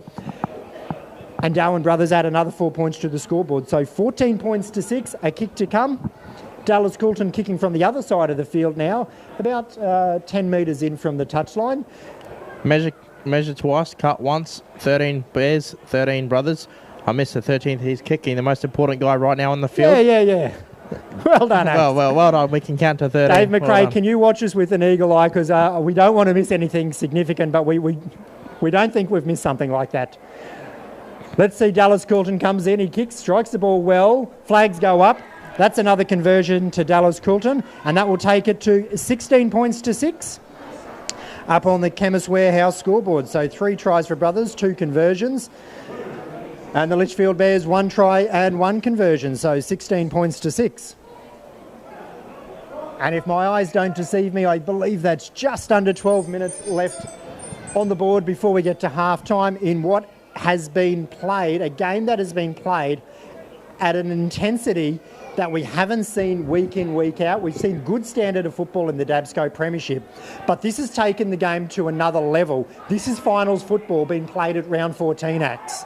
And if this is just a mini highlight to what the grand final could look like, strap yourself in, Darwin, because we've got a massive grand final for 2025. Natupu taking another run. Well, the Palmerston Raiders are going to have something to say what you've just said there, Axe, because they will feature in this as well. And let's not forget the Nightcliff Dragons. If they can get their best 13 on the field, they could be a real surprise packet out there as well. We are set for a fantastic DABSCO Premiership final series as Kernoth spreads the ball wide. Seaton Kernoth gets the ball out to O'Connor, the try scorer. Beats 1, beats 2. Now we've got a foot race. Here comes to the fullback, Harry Heath. Harry Heath is able to bring him down with assistance from another Litchfield Bears defender.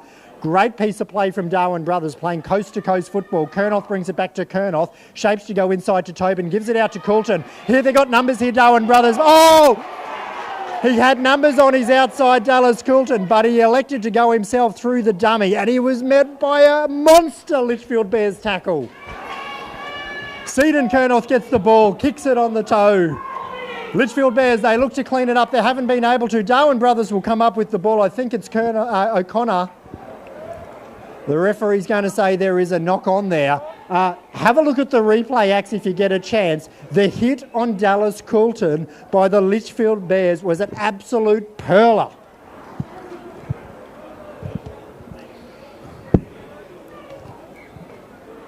He had numbers on his outside. Yeah, he's certainly right there. That was a big one. Whether he just couldn't get the ball out or he thought he could throw a little dummy, a little show and go and find his way through on the inside. Well, the Litchfield Bears, they read it well, and they did not miss.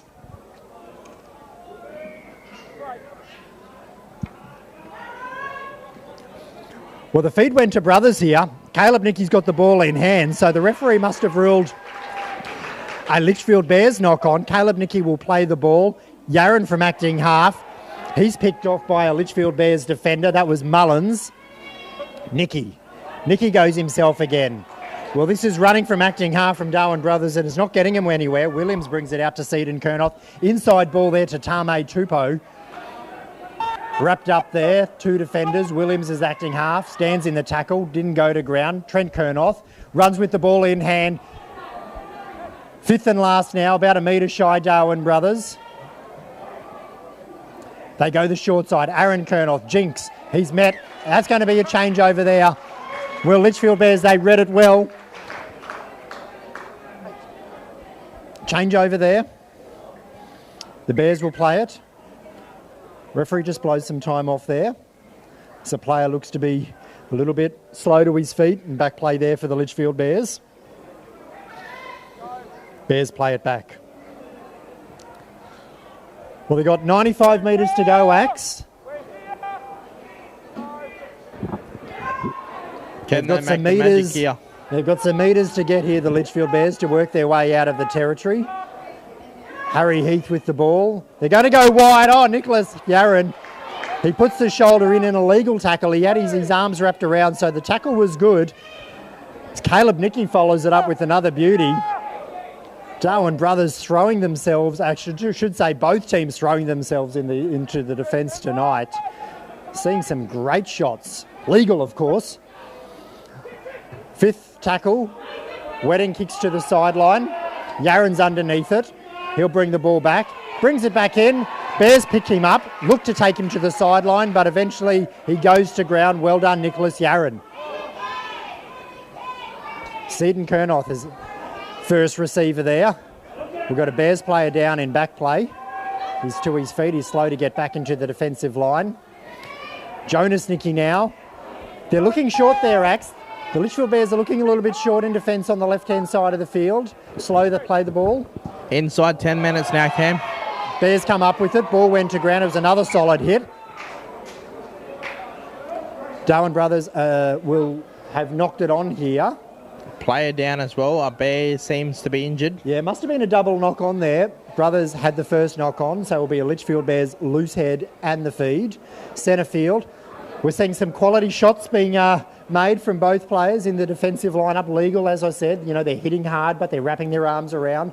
They haven't been going the shoulder charge, which is good. Hitting with passion is the words I'm going to go for tonight, Cam. Hitting with passion, hitting with heart. Not necessarily the word I would use. Axe. I'd use a different word, Axe.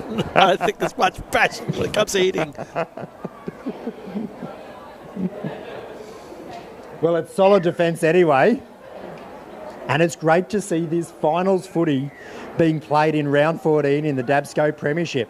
The Bears through Hall, grandstand side of the field. They're about 45 metres out from the brothers' line. About 5 minutes left on the scoreboard clock before half-time. It is 16 points to 6 on the Chemist Warehouse scoreboard. About 38 metres out now. Mankaloat acting half there. This is Burgess, number 10 up over the 30 for the Bears. And this is where we'll see this Bears brand of football come through. They're not going to panic. They're behind on the scoreboard. They will just look to work their sets. Wedding will kick early, up over the top. The ball hits the ground and goes into touch. Not the finish that they would have looked. He probably wanted to get a little bit more purchase on that kick to allow his chaser to come through and actually challenge for the football in the air. Eventually, it just goes over the top of Nicholas Yaron, who let the ball go. Brothers will come away with it through Caleb Nicky now with the restart of play. Tobin will follow it up with another quality run. He actually looked for a defender to run in there. He actually looked for the marker. I'm going to run at you, son. Andrew Tobin, tradesman-like front rower. Nicky on the blind side, hit hard, still standing, shrugs the first one off. He'll love that, Caleb Nicky. Williams from acting half. Through Jonas Nicky centre field. Bounces off the first, bounces off the second, goes to ground now. Wedding certainly hot on the attack for the Bears. This is Coombs. He's tall. It may have been taken a little bit high. There's 2 Litchfield players down on the ground. Well, Elijah Coombs has got to be just about one of the tallest players out there. He was taken a little bit high. The referee's blown the penalty. But after the hit on Elijah Coombs, well, Elijah Coombs went through and 2 Litchfield Bears defenders ended up on the ground. Elijah Coombs, great run. I feel like too, Cam, with the intensity 120% tonight, we're going to see probably some early cramping and Boys, some fatigue in some of these players. 120%. Have a look at the replay, fellas. 125% to add to it. Have a look at the replay. It's two heads come together. It is not pretty. And we've got someone coming off of the... Oh. Yeah, that is one of the worst I've seen all year. We've absolutely missed that in talking about Elijah Coombs' great run. You're right, Dave McRae. Two Litchfield Bears defenders have come together with a head clash. And some players been help from the side to the sideline.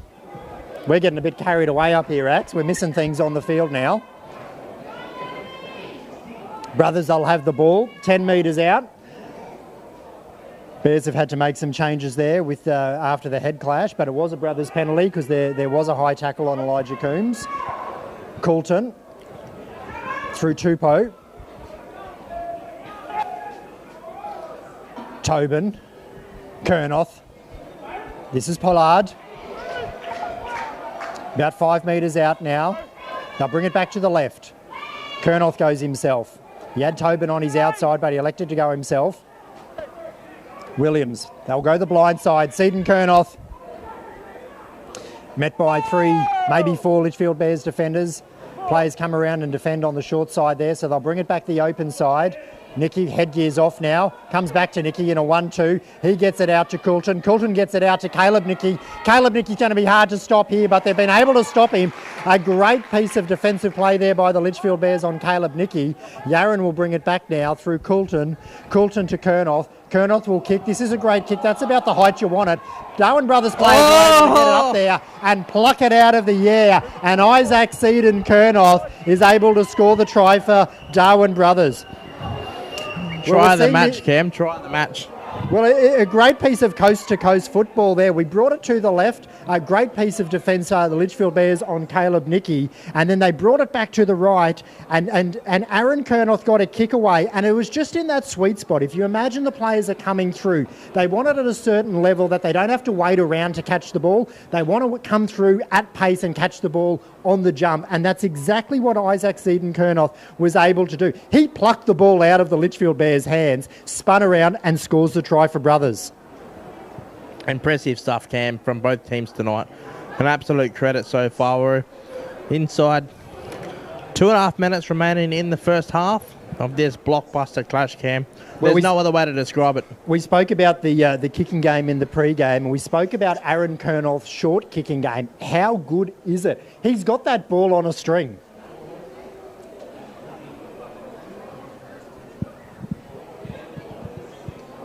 $20 points to 6. Kick to come. Just watching some of these DABSCO replays, thanks to Dave McRae and his team. Some big hits there from the boys on the field. Well, that halftime replay package is going to be pretty impressive, isn't it? The hits, the tries, the intensity, it's all going to be there. There are so many words we could use tonight on this telecast to describe just the performance on the field tonight. All right, Coulton, he's been kicking well tonight. This one is from the right-hand side, about 10 metres in, about 25 metres out. About 1 minute and a half left on the clock before half-time.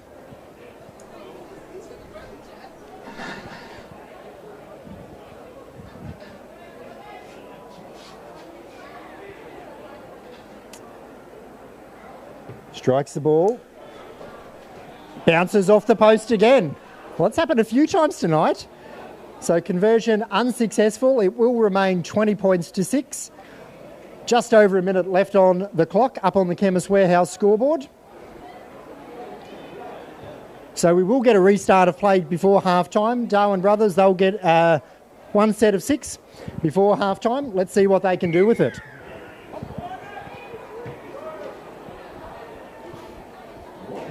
Taken by Coulton. Taken not by Coulton. He has put the ball down. Bears will want to bind quickly here and get the scrum feed happening before the halftime break and try and hit back before halftime. We've got 43 seconds left on the clock. No one's binded yet in the scrum. Bind, boys. Get time blown off here. 30 seconds left on the clock. Come on, let's get into the scrum. What are they going to do? Put it through the hand, Litchfield Bears. Chance your run before half-time. They do. They'll bring it to the left-hand side. One pass off the ruck.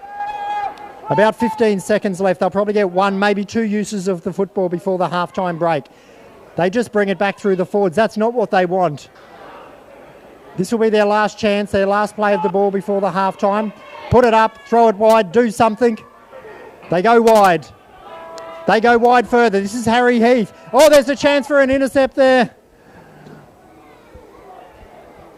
Eventually it will come into touch, and that will be half-time. 20 points to 6. 20 points to 6, half-time here up on the Chemist Warehouse scoreboard. Darwin Brothers lead the Litchfield Bears in this round 14 top-of-the-table clash. Axe? Well, I might get you to talk a bit about your thoughts with Dave McRae. I'm going to take a bit of a drink. My throat is absolutely burning because there's been so much action there in the first half. Absolutely. Sweet. For good old friend Dave McRae from the West, where my family's from, Cam, Dave. I'm not from Western Australia, but my family is. Well, boys, come from good stock, Dave. Oh, mate, great stock down this end, I'll tell you what. But it's a bit cold, dreary and miserable down here. But watching this, and I'm sure there's a heap of league fans, because we're all mad for it down here, watching this game. You'd be hot and bothered watching this one. Oh, it is fast, it is furious. And setting Kernoff, what an absolute fantastic play in the last minute to give him side some fantastic momentum. Saw it on the replay. He's actually snatched it out of the hand of the fullback to lay down a last 2 minutes in the game, an extra pie to put him right on top in this game. Boys, I don't know how you're coping up there. I'm watching from down here and I'm getting really excited. It's absolutely barn bursting. It is a really top of the table clash. I'm so excited. Yeah, we're excited too, Dave McRae. We're so excited. We're missing things. Yeah, we are getting good that you're watching the replay and Dave's watching the replay. I'm trying to call the game here because there's just so much action going out on the field. Let's go through the first half and try and dissect it a little bit. Can we start by talking about Aaron Kernoff's short kicking game? I think it is something that Aaron Kernoff's adopted. It works well. He knows it works well. The question is, Cam, are the teams working to defeat this? Are they working on a separate game plan to come back in when Kernoff goes for a short kick? Have they got a game plan, or is that something they're working to fix? Yeah, well, we've just seen the replay of that Seaton Kernoff try where Aaron Kernoff put it on the toe. Seaton Kernoff, Dave McRae has absolutely called it beautifully. He has just plucked the ball out of the Litchfield Bears players' hands. This is the Litchfield Bears try here, burrowing his way over. They attack that blind side on a few plays there. That's the run from Northam from acting half. But there it is, yet again, Aaron Kernoff's kicking game.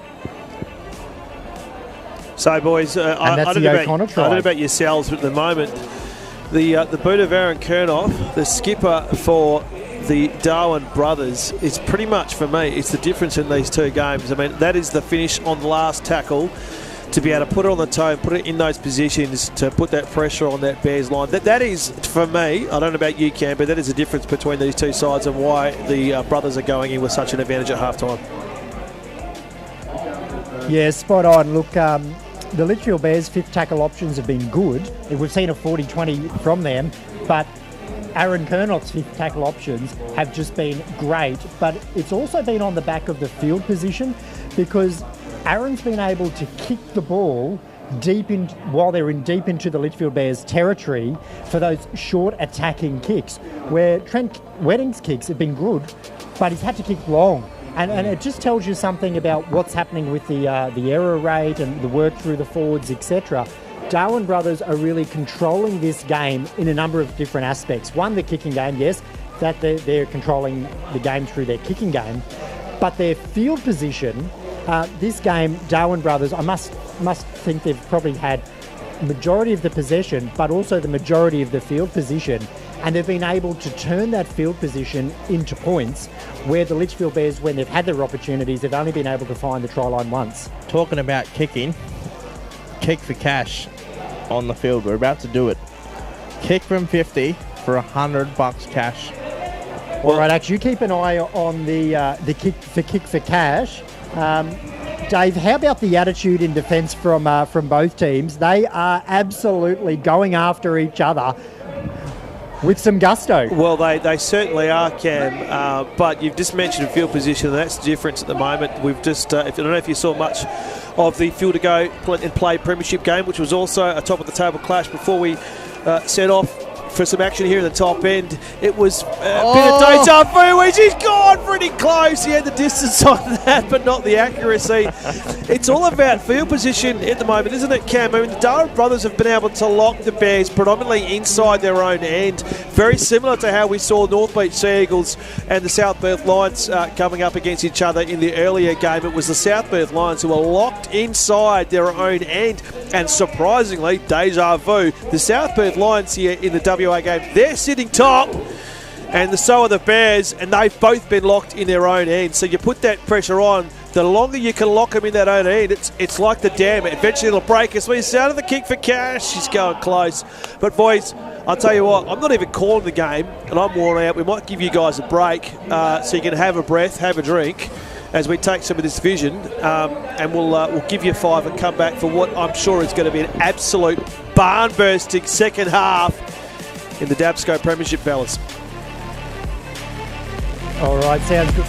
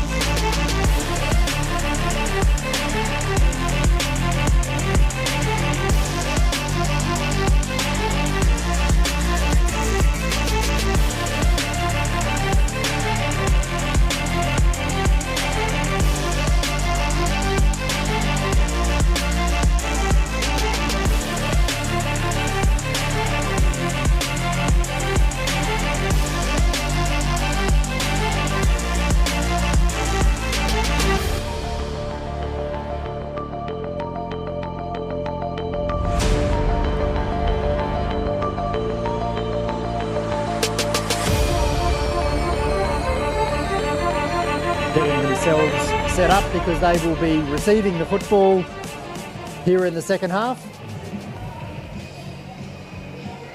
As we await the return of the Litchfield Bears.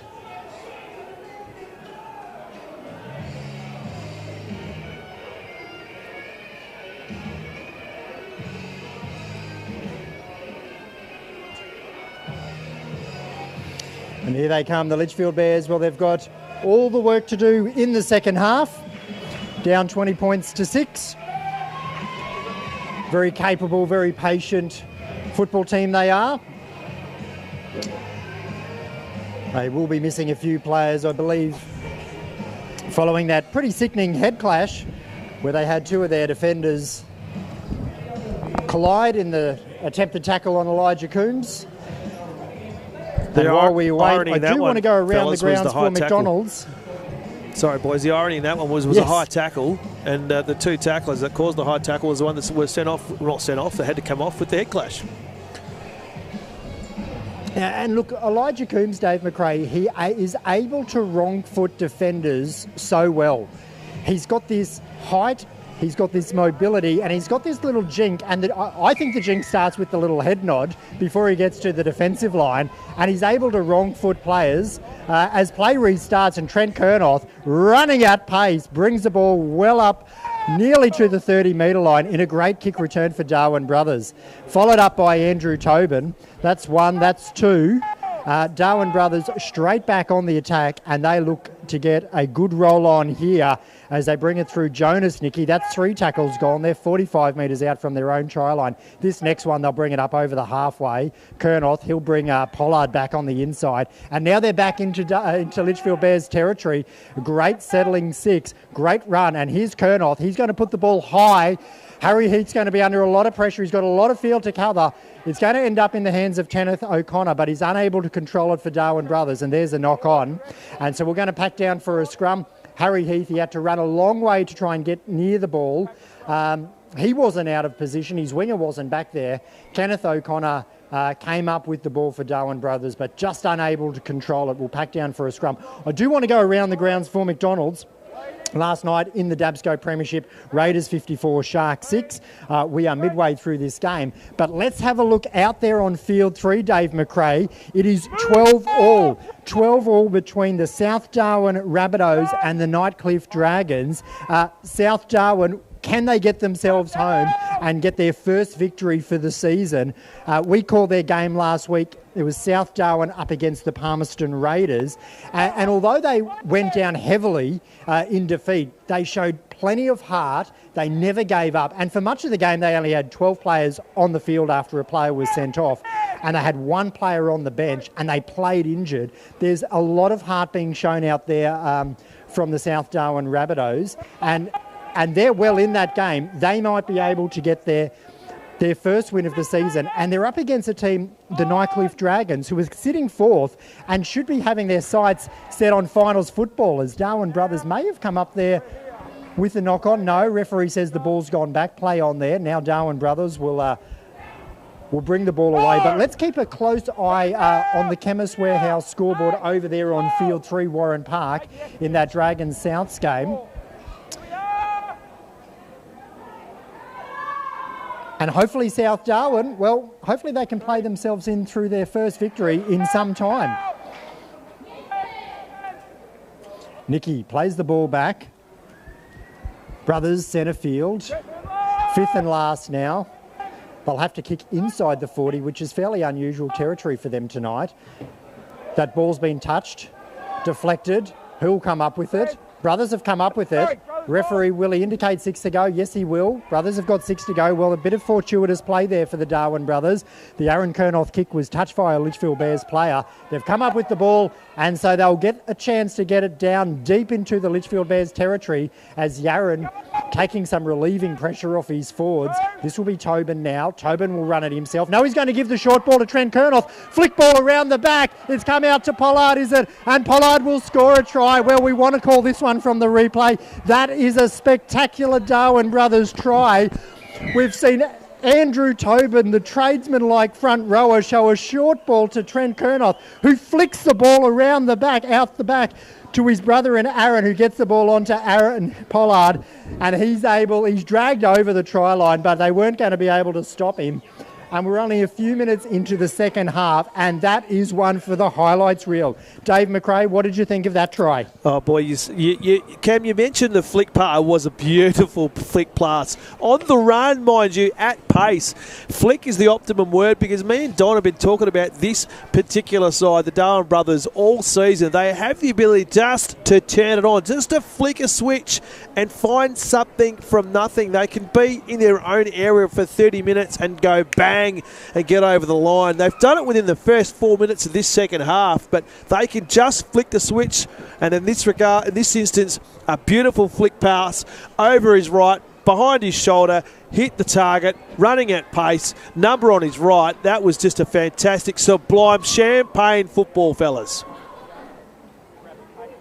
It absolutely is, and I'll let you into a secret. I reckon Trent thinks he's a halfback in a front rower's body, the way he controls the ball out on the field. That flick pass, it's from the right hand and it's out the back, and the vision to do that and to get the ball out to his brother, like there's such a strong combination there. But front rower to 5'8", and then Aaron just delivering a beautiful pass onto Aaron Pollard. Pollard hitting the ball at pace, unstoppable there. Darwin brothers, as you said, Dave, you said champagne football. I'm going to use a 1980s doggies term, the entertainers. I've got nothing, boys, except the phone charger before everything goes flat. Well, I've got nothing for you on that one. Well, there's a bit of dancing Quilton on the from camera the sideline. too. Oh, what a kick! Oh. Just falls short. But you're entertaining, fellas. The reason it took me so long to get back up, Cam. Keep going, Dave. I was just going to say, entertainers. You put you two in that category as well. So you guys have been fantastically entertaining. I tell you what, it is just a match made in heaven at the moment. We've got a fantastic game of footy. I know that the scoreline suggests otherwise, but I tell you what, it's a barnstorming. It really is sheep stations on the line if you're watching these two sides go at each other tonight. Yeah, you're right. And look, it's pretty easy to call and get excited when the quality of the football's this good as Trent brings it back. Kernoth, that is. Just an absolute joy to turn up to TRL Stadium and to see this quality game. Two teams throwing everything at each other. From acting half, Northam. He's been partnering really well with Williams at acting half. Here we go. The ball's still alive. Back to Yarran. Sometimes it's Williams in at acting half, sometimes it's Northam. I reckon when you see Northam go in acting half, he's going to take a run as Tobin comes back underneath to get it up over the 40, inside the red zone. They still have another play before the last. Jonas Nicky, Aaron, back to Pollard. There's that player again. Stands in the tackle. He will eventually go to ground, but it's going to take 3 Litchfield Bears defenders to get him there. This is the 5th. This is the last. They'll bring it to Aaron Kernoth now. Short kick, a banana-style kick. It's going to go straight into the arms of Eli Pomeroy. He's taken it cleanly. He plays the ball. There was no acting half there, but they've come away with it, the Litchfield Bears, and Harry Heath now.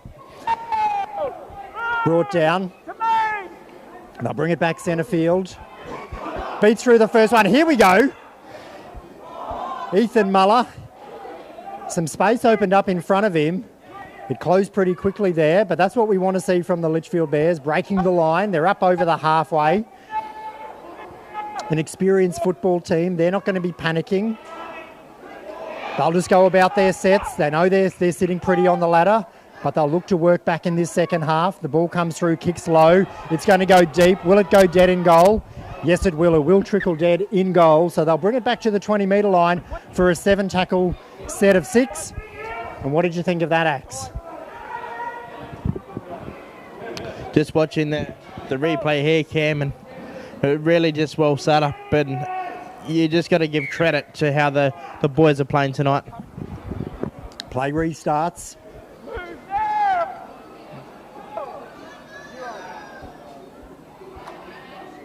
I'll bring it towards the grandstand. Going to try and run around is Kenneth O'Connor. run around the defenders. He's unable to. He'll play it on the 40. Williams. Back to Pollard, the try scorer. Well, he's lifted since he scored that try, and he's not lifting from low to medium. He's lifting from high to very high. Trent Kernoth up over the halfway. Hits the 40. Picked up, taken to ground. Just that intensity acts where the second half they've been battling for well over 50 minutes, about 50 minutes now, and the intensity level is still there, like it's the traditional opening 10 minutes of a game, the softening up period. They're still belting each other. Into the second half, Cam, and it really just shows how much this is a finals preview. Nicky plays the ball back to Kernoth. Kernoth will run. He'll eventually kick across field. Players coming through. They appeal. Was he taken in the air or was his feet back on the ground? It's play on. Great little take there from the Litchfield Bears. Aaron probably wanted to get a little bit more depth and a little bit more height on that kick. He was trying to kick across over to Kenneth O'Connor, but the Bears come away with it. And now there's a penalty. Ruck infringement there.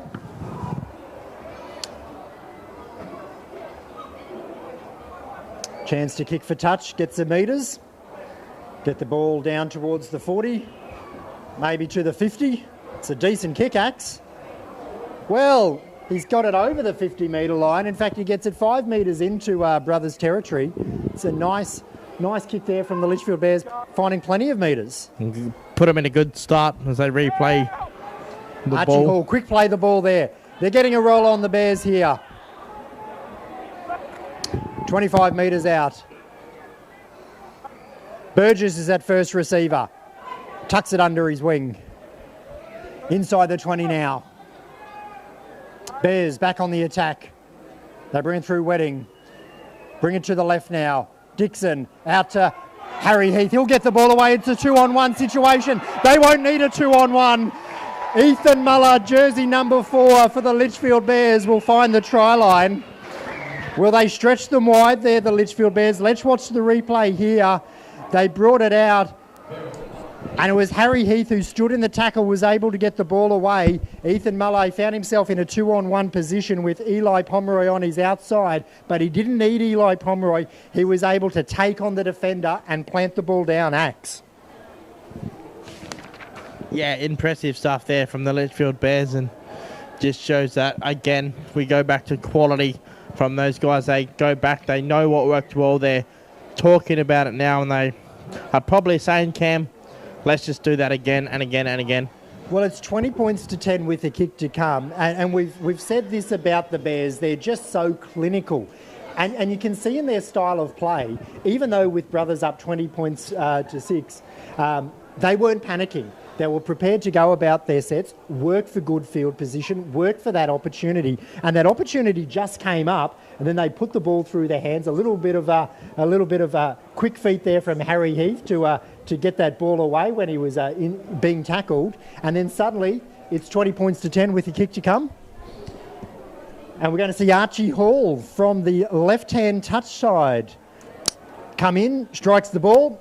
It's a beautiful kick. It's going to come back around, and the flags go up. You got to be happy with that. It just peeled beautifully to the left, Cam. Well, that's art, isn't it? That's rugby league art there. That's the ball just curving around. It was on track to hit that post. Trajectory of the ball. It was. That trajectory, it looked like it was going to hit the post, and then got the curve going.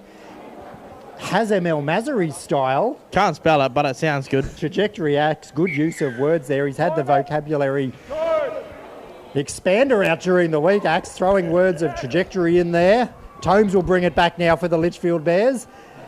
And let's see if the Bears can lift and get a good set of 6 in attack here.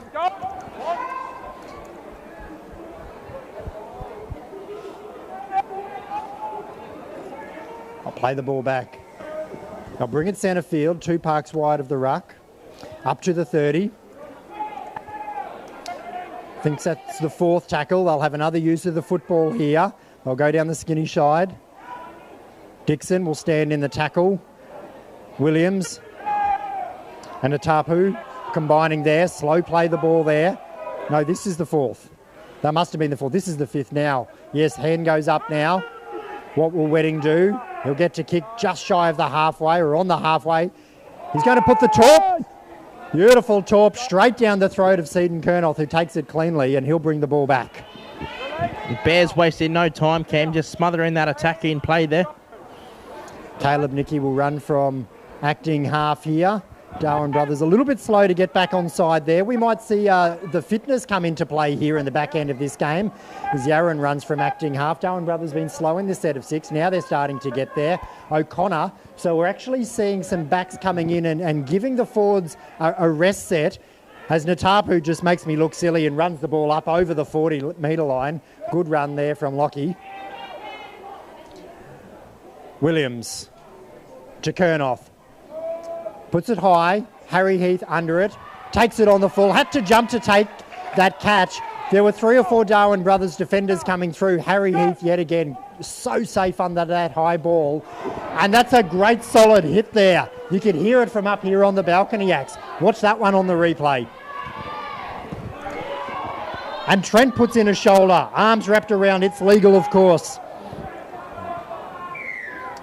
Referee's going to blow a penalty there. Just taking too long, I think, to stand and let the player play the ball back. A ruck infringement. The tackle was good. The tackle was legal. The arms will wrap around along with the shoulder. And here's the Bears. They get to kick for touch. And they will find touch just over the halfway axe. Good position to put them in just over the halfway. Watching the replay, Cam. Great play there from both sides. They need to be so proud of themselves tonight for the effort they're putting in. Flash scores around the grounds for McDonald's. It is the Dragons 24 who lead the Rabbitohs 18. 24-18 out there at Field 3 at Warren Park. The ball is back through Burgess here for the Bears. Caleb Nicky wrestles him to the ground. They're 30 metres out the Bears. They go the short side. Harry Heath gets a short kick away. Will the Bears come up with it? I think they've knocked that on. There was a handy piece of play there.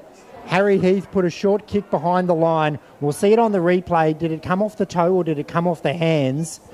Looking to turn the Darwin Brothers defensive line around. Brothers, they'll come away with the ball. And a great crowd building here for this blockbuster clash. Beautiful to see so many people here at TRL Stadium tonight, Cam. Well, the car park's full, isn't it? It is. It's great to see. I parked illegally on the grass again. I had to park a mile away and walk here. I just parked illegally. Shouldn't say a mile away. It was only probably a couple of 100 metres. But it was great to drive into TRL Stadium and see a packed car park. As a player for Darwin Brothers, just getting some attention from the trainer out there. Inside 23.5 minutes in the DABSCO Premiership. Saturday night footy, Cam. Where else would we rather be? No place but here. But here. Up on the balcony calling the game with you and Dave McRae. I'm watching the replays on the right of screen. Dave McRae's commentator's cam on the left of screen. Rodeo Promotions NT Golden Buckle Series on my phone. It is all happening here. All right. That scrum will set now. The Darwin Brothers player will come off. We'll get a number check as he comes around. Might have been Nicholas Yaron, but we will confirm that. Brothers will bring it back through Jonas Nicky. He lost the headgear early in the game. Playing without it now. Williams still with his headgear on. He's at acting half. Brothers will get a penalty. They were gesticulating for a penalty and the referee delivered one. You see what that was for, Axe? Just watching the replay now, thanks to local media service company. I think Dave's picked it up there. Dave, did we have an insight of the penalty? Yeah, it's mucking the ruck, mate. Just too long in the ruck. Second effort coming through. I do like that phrase there. Muck in the ruck, Dave McRae. So just between you fellas. Describes it well.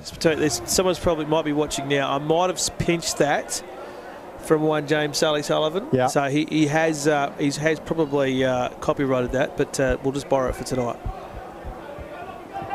You're just honouring it. It's just such a great phrase. 100%. Muck in the ruck. I might actually add that to the repertoire and borrow that one from you, Dave McRae. Elijah Coombs with the ball. Gee, the Litchfield Bears wrestling him Coombs is a hard man to bring down on the 40-metre line. Trent Kernoth at first receiver, gives a short ball out there to Jonas Nicky. He's up to the 20.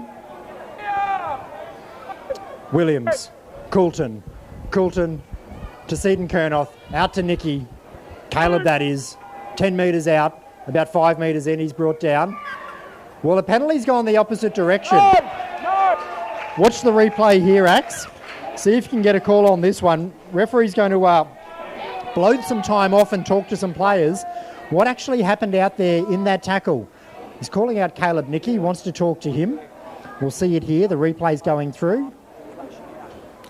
He's been sent from the field, Cam. Caleb Nicky has been sent from the field. He's been sent from the field. What actually happened there, Axe? I've missed it. Dave McRae, did you see what happened there?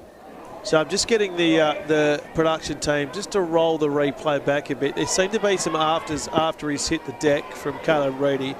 Seemed to be well after the hold call. He just didn't like some of the attention. We're just having a look now. So was it lashing out with the left arm, the left elbow? It was, yeah. Possibly, Cam, but I tell you, it was on the replay. Yeah, tell you what though, fellas, he's got a point because it looked like there might have been a knee to his head. I don't know if there was much purpose in it, but there was definitely looked like to be a knee to the head. So he may have a point. Yeah, well, let's dissect all of that in the wash-up when we can have a good look at the replay. But for the remaining 21 minutes of this game, Darwin Brothers are going to have 12 men on the field because it was a send-off, wasn't it? It wasn't a 10 in the bin. As Dixon breaks through the line, gets the ball away, went to ground, and went on the toe, and Darwin Brothers will come up with it. Just want to confirm with you, Dave McRae, it was a send-off. It wasn't a 10 in the bin. To be honest, fellas, I thought it was. I thought it was a 10, but we might just have to. A 10? It was a 10. All right, yep. There we go. Axe has picked me up on that one. So for the next 10 minutes, Darwin Brothers down to 12 men, giving the Litchfield Bears a great opportunity to strike while the iron is hot. But the ball went to ground. Darwin Brothers have got the ball back through Jonas Nicky. 40 metres out from the Bears line. You can hear the crowd now. The crowd's really lifted as Tobin brings it back. Comes underneath Trent Kernoth. Well, it's all happening here at TRL Stadium. Coulton floats the long ball out. It was a good ball. It goes to Yaron. Fifth and last now. Seaton Kernoth. Loopy ball over to Kernoth. Kernoth to Kernoth. Trent's going to put it on the toe now. Coming through is O'Connor. Harry Heath steps O'Connor, but he can't get past Williams. Absolutely smothered. Absolutely smothered on the ground by the... See Trent Kernoth, halfback in a front rower's body, puts a very handy kick through. He's got all the skills, Trent. It's great to have him back out here for and there's a solid hit from Trent. And that's the front rower's body on the line there for Trent Kernoth. Good hit, arms wrapped around, no penalty there, legal play. You can definitely feel it's just ratcheted up in some feeling here between these two teams. 1v2, a player in the bin, Caleb Nicky, and you can just feel that intensity is lifted. If there was any more intensity in this match, they've somehow found it. Oh! And you can hear the crowd there. And Axe, to call one of your phrases, both teams are going to want to keep the emotions in check. 100%, Cam. It's great to see the footy at this level. We can't let it boil over though. I've had to take the earpiece out, Cam, and go to noise cancelling headphones. It is erupting here at TRL Stadium. All right. The crowd's getting behind it. Sorry, Axe back on the attack. Williams at acting half. Kernoth runs the short side. They'll go the open side through Trent. He'll stand in the tackle, eventually going to ground. 18 minutes left on the Chemist Warehouse scoreboard. They'll push it to the left. Coulton out to Seaton Kernoth. Tries to get on the outside. He'll get the ball away to Yaron.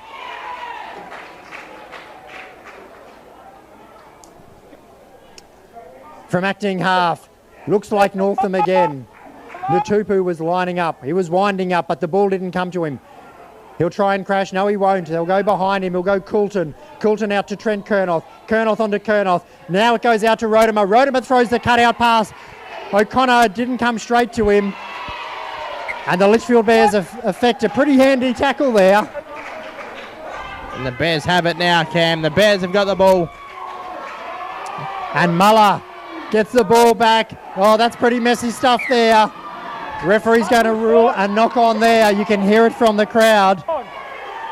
The crowd is being very vocal in the back end of this game.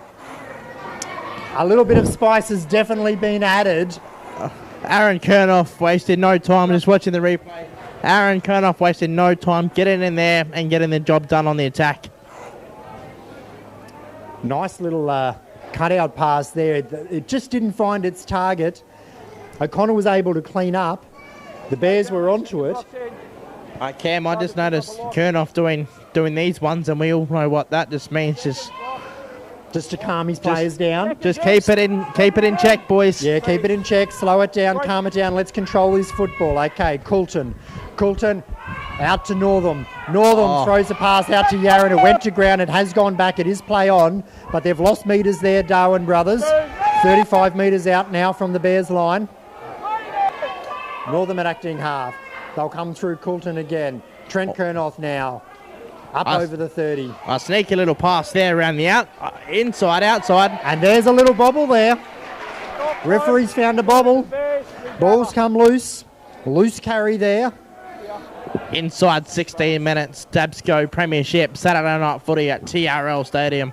Well, that's still enough time. It's 24 points to 12. 2 converted tries is the difference. Darwin brothers definitely with the ascendancy, but there is still time on the Chemist Warehouse scoreboard for 15 minutes, and 2 converted tries remains the margin. Heath wrapped up there. Gee, not only can he take the ball well at fullback, he runs pretty well in an attacking mode as well. Harry Heath there as Litchfield get a half break. Holds on to the ball there. That's Dixon, the 5'8". Jensen, the back rower. Up over the halfway now, the Bears. They bring it to short side. A good front-on tackle there. What a solid hit. I think it was Rotimer, yes. Rotimer, a good solid hit there on his centre three-quarter counterpart. 5th and last now for the Bears. Mangtalo, he'll send it to the right. Wedding will run with the ball. Throws a cutout ball to Harry Heath. They got numbers here, the Litchfield Bears. Will they be able to crash over? Brings it back infield. And they will. The Litchfield Bears will bring it around underneath the post. Axe, get a number on that for me. Booyah! That's what they're looking for. The Litchfield Bears, here we go. We'll see the replay here. They went wide. It went out to Harry Heath there, playing fullback role, and he gets it out to his winger. He will bring the ball back in. He still had plenty of work to do. He got past, and he eventually scores the try right underneath the black dot, and it was the centre three-quarter, Archie Hall. Well, some great play there from the Litchfield Bears, showing that they can spread the ball. And we just spoke about Harry Heath and about the way that he can inject himself into the attacking line.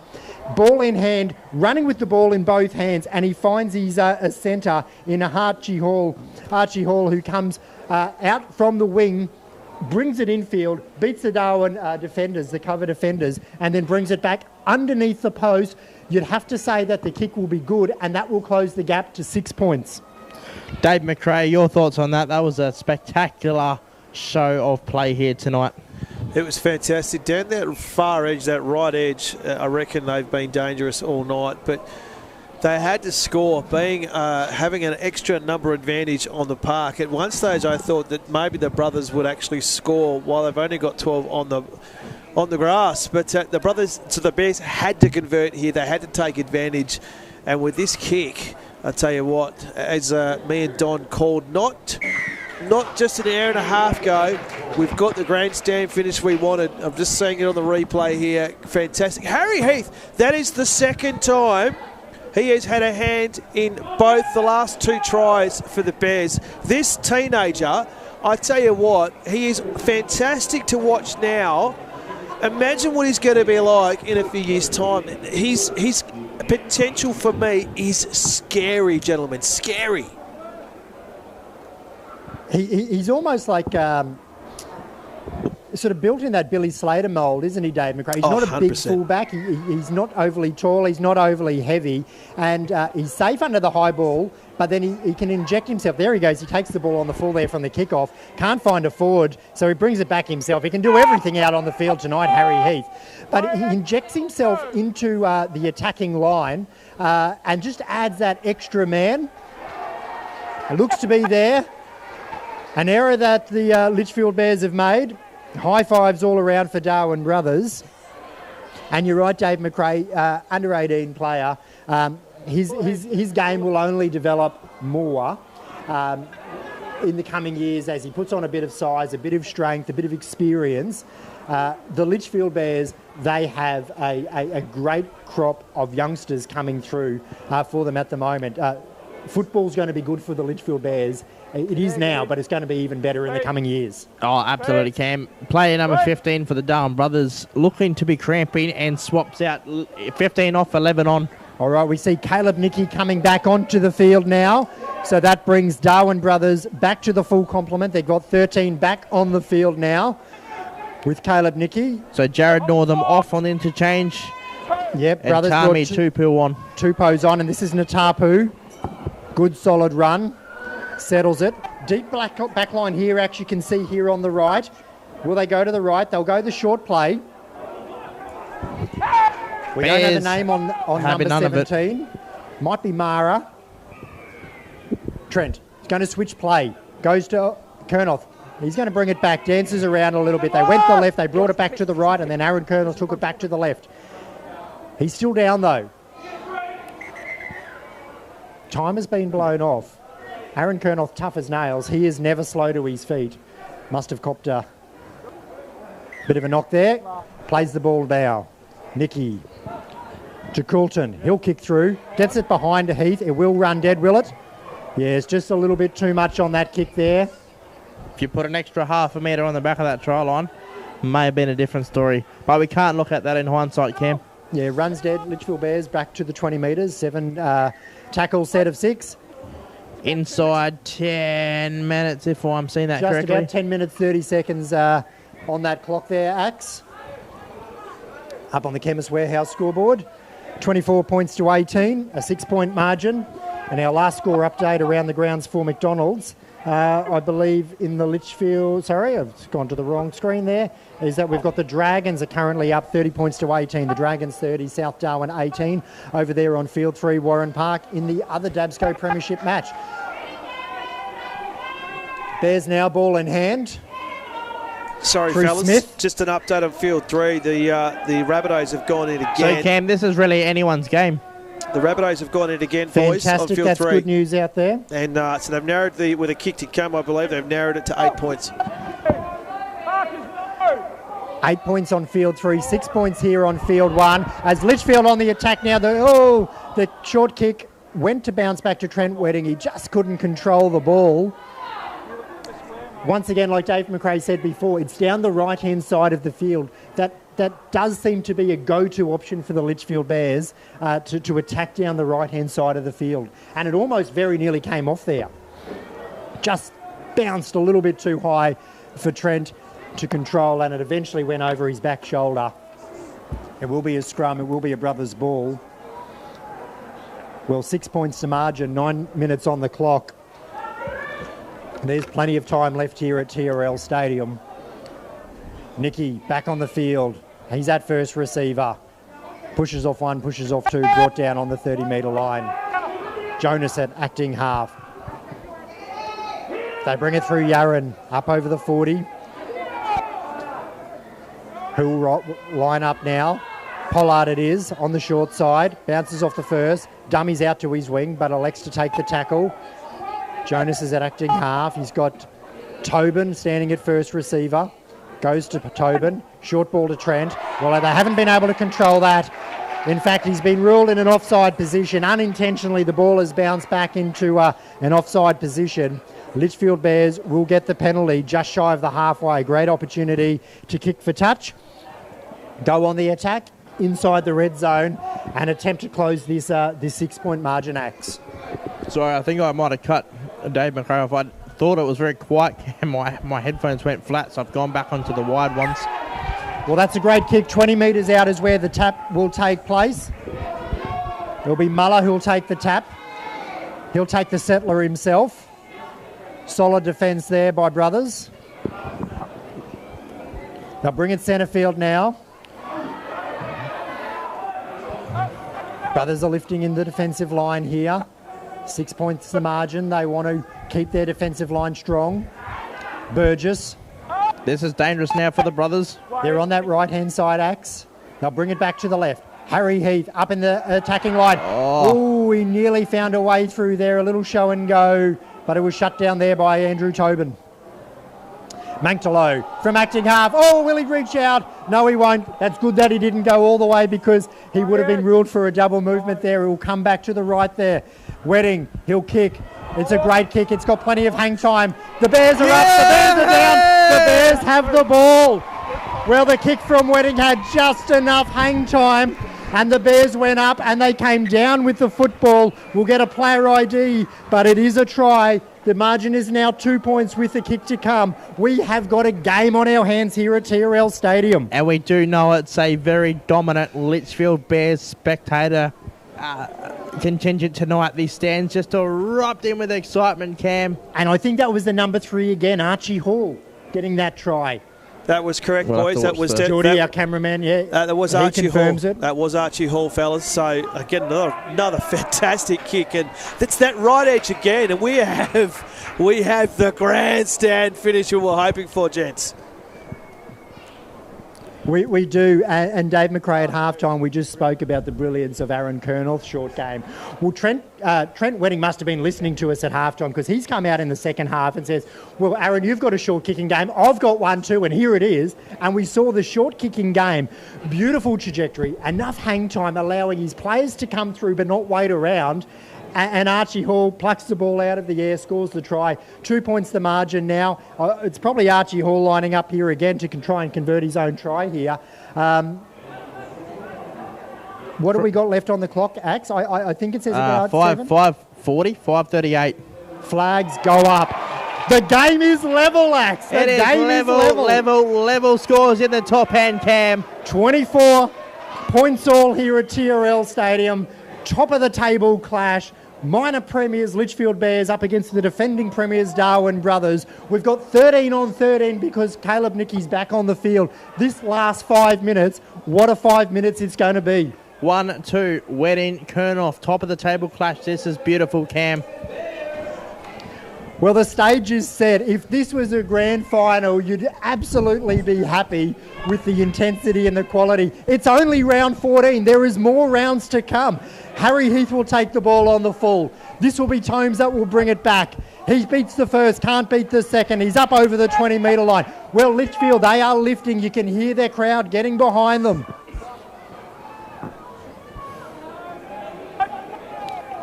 Pressure football now, 24 points all. They just know the importance of attacking and defending well. There is no room for error tonight, Cam, now. They're playing this set back through centre field. Mistake-free football, allowing their forwards to do the work. Trent gets a nice kick away. It's a low trajectory kick. It will bounce into the arms of Seaton Kernoth, who brings it back, beats the first, beats the second, beats the third, and eventually brought down just shy of the 40-metre line. Great kick return. Now Nicky from acting half. In fact, that might have been Nicholas Yarran who brought the ball back. We'll get a player ID there. Up over the halfway goes Brothers. Yeah, it was. It was Nicholas Yarran who brought that ball back. Jonas Nicky. Trent Kernoth. Ball behind to Aaron. Aaron goes a short pass to Pollard. Well, the gap was there. Pollard couldn't hold on to the ball. Bears come up with it. Bears about 30 metres out from their own line. Cam, are you brave enough to tip tonight's win. I'm tipping a great final 5 minutes of play here, Axe. Inside 3.5 minutes. Archie Hall now with the ball. It's anyone's game. Don't talk to me about photo finishes today because I'm still not over the Titans-Panthers game. Up over the halfway is the Litchfield Bears. No, just shy of the halfway. Good solid hit for Tobin and Coombs. Number 3, Bears, the try scorer. He's in now with the trainer. Looks like he might have done an injury. Give him the pickle juice. He'll be good to go. The Bears, they're still on the attack now. They're going down that short side again. Manctolo at acting half. Bypasses Smith. He goes to Wedding. He goes for the field goal. Well, he struck it. It was touch. It went low. It was never going to make it. And Nicholas Yarran will bring it back. And we're at that stage of the game, Dave McRae. 24 points all. Less than 3 minutes on the clock. We are in field goal territory.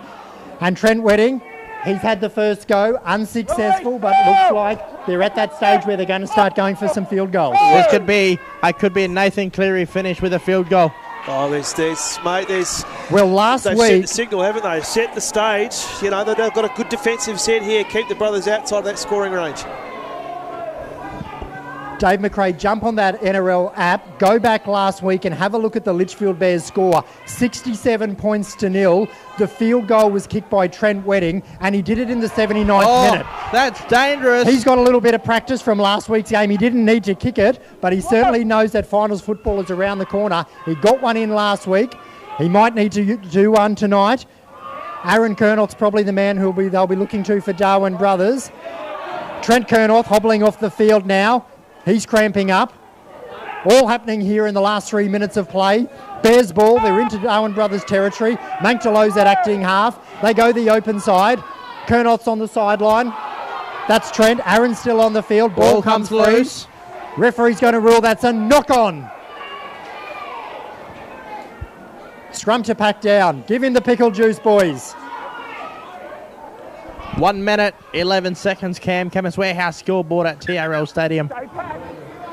Scrum to pack, 24. I don't know the rules up here. Do we have golden point extra time? I'm about to message someone and find out. No idea if we've got golden point extra time. It's 24 points to all. Less than 2 minutes on the clock. It comes through Coulton. First receiver takes the tackle. 35 metres out from his own line. Slow play the ball. Players are cramping. It goes to Nicky. Nicky on the short side. Stands. 1, 2, 3 defenders. Eventually get brought to ground. Gets a good quick play the ball away from acting half. Markers wrap him up pretty quickly. Inside 45 seconds, Cam. Thanks, Axe. Less than a minute on the clock. Nicky from acting half. Natupu up over the halfway. I don't think they'll get far enough to go for the field goal, Darwin Brothers, but they do love to attack from any point on the field. This is Tobin. Tobin settles at centre field. Where are they going? They've got Aaron Kernoth. He's deep. He's setting up for a field goal, is he? No, they're going to run it. They go to the field goal. It's going to spray. It's going to spray to the left-hand side. Harry Heath will get back there to wrap it up. No, it does roll dead. They'll bring it out to the 20-metre line for a restart. Well, both teams have had to go at a field goal. Both teams have been unsuccessful. The score remains locked, 24 points all. And there is the full-time siren, Axe. That is the full-time siren. We wait for confirmation, I guess, to what are they doing with this? Game is locked, yeah, absolutely. We'll wait for confirmation. Well, the brothers are shaking the referee's hand. Is that cool? Is that full-time? Well, they're not going over to shake each other's hands. I don't think they know whether there's golden point extra time in this game or not. Someone will know something. Find out from Michaela. She'll know what's going on. I've sent her a message. I'm waiting for her to pick up her phone. Well, boys, the referee's obviously from Queensland. She's just clarifying with... The referee's from Queensland, so he'd be used to playing golden point, but he's having his kit taken off, so it looks like the top of the table clash. We haven't been able to separate them. I can see. We could not have asked for a better finish to that game if that is indeed full-time, as you said. No golden point. No golden point. Full-time in Darwin. Confirmed. The big axe, he's confirmed it. No golden point. So full-time here, round 14, top of the table clash. It's 24 all between the Litchfield Bears and the Darwin Brothers. in a quality game of finals football in round 14. Toby Manzak, Isaac Lane and our interstate visitor. The men in charge. 1 on the whistle, 2 on the flags. The short kicking game of Aaron Kernoth and Trent Wedding. The attacking football from both teams. The intensity and attitude in defence. This game had everything. It really did, Cam. I feel if I went through and listed every possibility that you can put into an NRL game, there wouldn't be much left on the reserve side of the paper. Well, let's collect your thoughts. We will do our 3, 2 and 1s.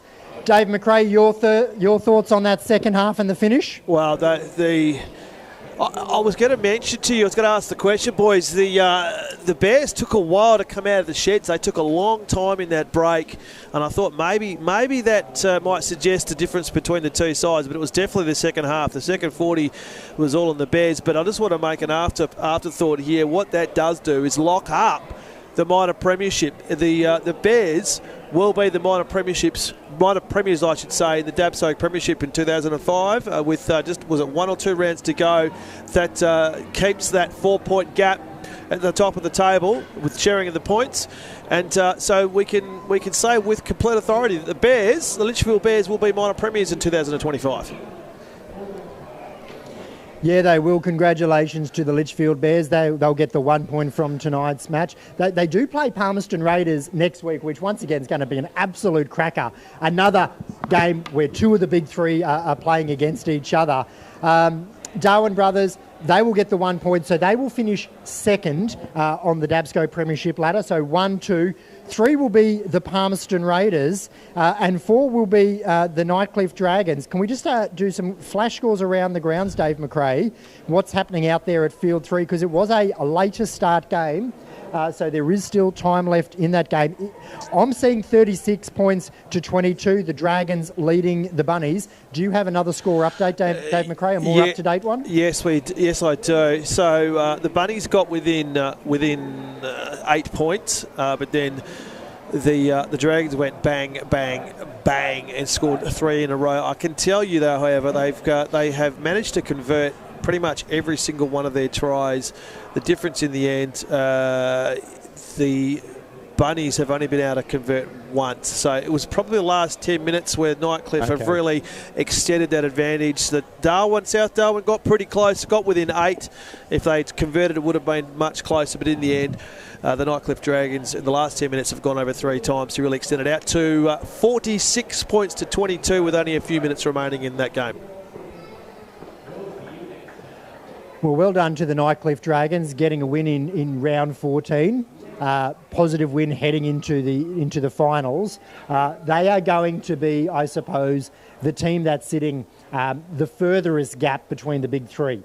But we know with the Nightcliff Dragons, if they get their best 13 on the field, they were last year's minor premiers, they can trouble the big teams. We also know with the Nightcliff Dragons this season that they've had some terrible losses as well. They've had plenty of points scored on them as well. So they will feature in finals football here. I suppose they've got a few weeks to get their squad and team sorted. But we've just been treated to an absolute special game here tonight as the Litchfield Bears come over and thank their supporters and the crowd. Darwin brothers still huddled in the middle. 3, 2 and 1 is incredibly difficult to give out tonight. For me, I'm going to start with my 3 points. I'm going to go for Harry Heath. Under 18 player, safe as houses at fullback, injected himself into the attacking line for the Litchfield Bears, particularly in the second half. So I'm going to give him my 3 points, but I could easily give that to probably 6 or 7 players out there on the field. 2 points I'm going to go to Aaron Kernoth. He controlled that first half. He built that great lead for Darwin brothers on the back of his short kicking game. But even the way he controls the game and organises his forwards and his backs, he combined beautifully with his brother tonight, and he gave really good service. So he's getting my 2 points tonight, but once again, that could easily go to so many players on the field. And my 1 point goes to Trent Wedding because I thought Trent Wedding came out in the second half and really lifted. He introduced his short kicking game, and he was responsible for getting Litchfield Bears back into this match. Axe? Yeah, for me, Cam, and great insight there you provide, as always. Expert opinion, I say. For the brothers, Aaron Kernoff, the captain, 3 points. Dallas Colton, again, just a great performance out there, great communication and great contribution to the game. To Jonas Nicky, 1 point for me for the Darwin brothers. The Litchfield Bears, captain honours for Trent Wedding here tonight. He'll go to 3 points. Harry Heath, the fullback, in 2 points. And something that probably wouldn't happen on an official 3-2-1 ever, but I'm going to give it to across 2 players tonight. Eli Pomeroy and Fletcher Toombs for the 1 point. They're going to share that, so they get 0.5 of a point each, I guess. Back splitting his points there. Dave McRae, do you want to chip in with your 3-2-1s? I'm feeling really guilty. I've left the forwards completely out of this game in my 3-2-1. And yet the forwards were fantastic. Like, it was such great defence and great running. Well, the forwards will always tell you. Going to be walking very sheepish. The forwards will always tell you they did the hard work to allow the fullbacks and the wingers to open it up and take all the glory. But I don't know about you, Cam, but great minds do think alike, and I would go definitely the 3 to Harry Heath. It was the second half, and he had a hand in those two scoring tries for the Bears that really brought them back into the game when the game was on the line. And the first half, it was Aaron Kernoff who did most of the damage, especially off his boot. His leadership as the skipper for the Darwin brothers for me. I think I agree with you. You could have gone either way, but I think when the game was on the line, the teenager Harry Heath stepped up. He is the smallest one on the field, but just for me, it's not the fact that how well he takes the ball. He has this level of maturity that you wouldn't expect from such a young player. Playing against men, let's not forget, these are very, very big men. It's something that me and Donnie have spoken about over a period in this 2025 season. The Litchfield Bears are a young side. They're not a very big side, but they are a young side. They are small. They're going to put that size on.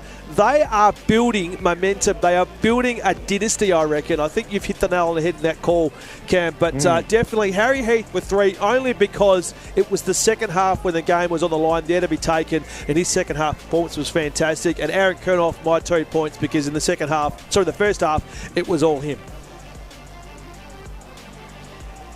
Yeah, very tough 3-2-1 to hand out tonight, Dave McRae. Look, the other thing about the Litchfield Bears, and we mentioned it in the pre-game, is they just look so fit.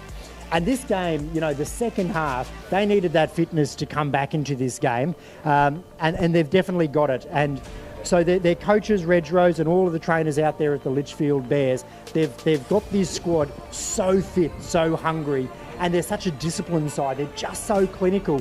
And even though they were down 20 points to 6 at one stage during that game, they didn't look like they panicked at all. There was no silly passes. There's no let's go chip over the top of it, like coming out of our own area. Like, they were just so patient, and they played their sets. They worked for the meters. They knew the opportunities would come, and they did come.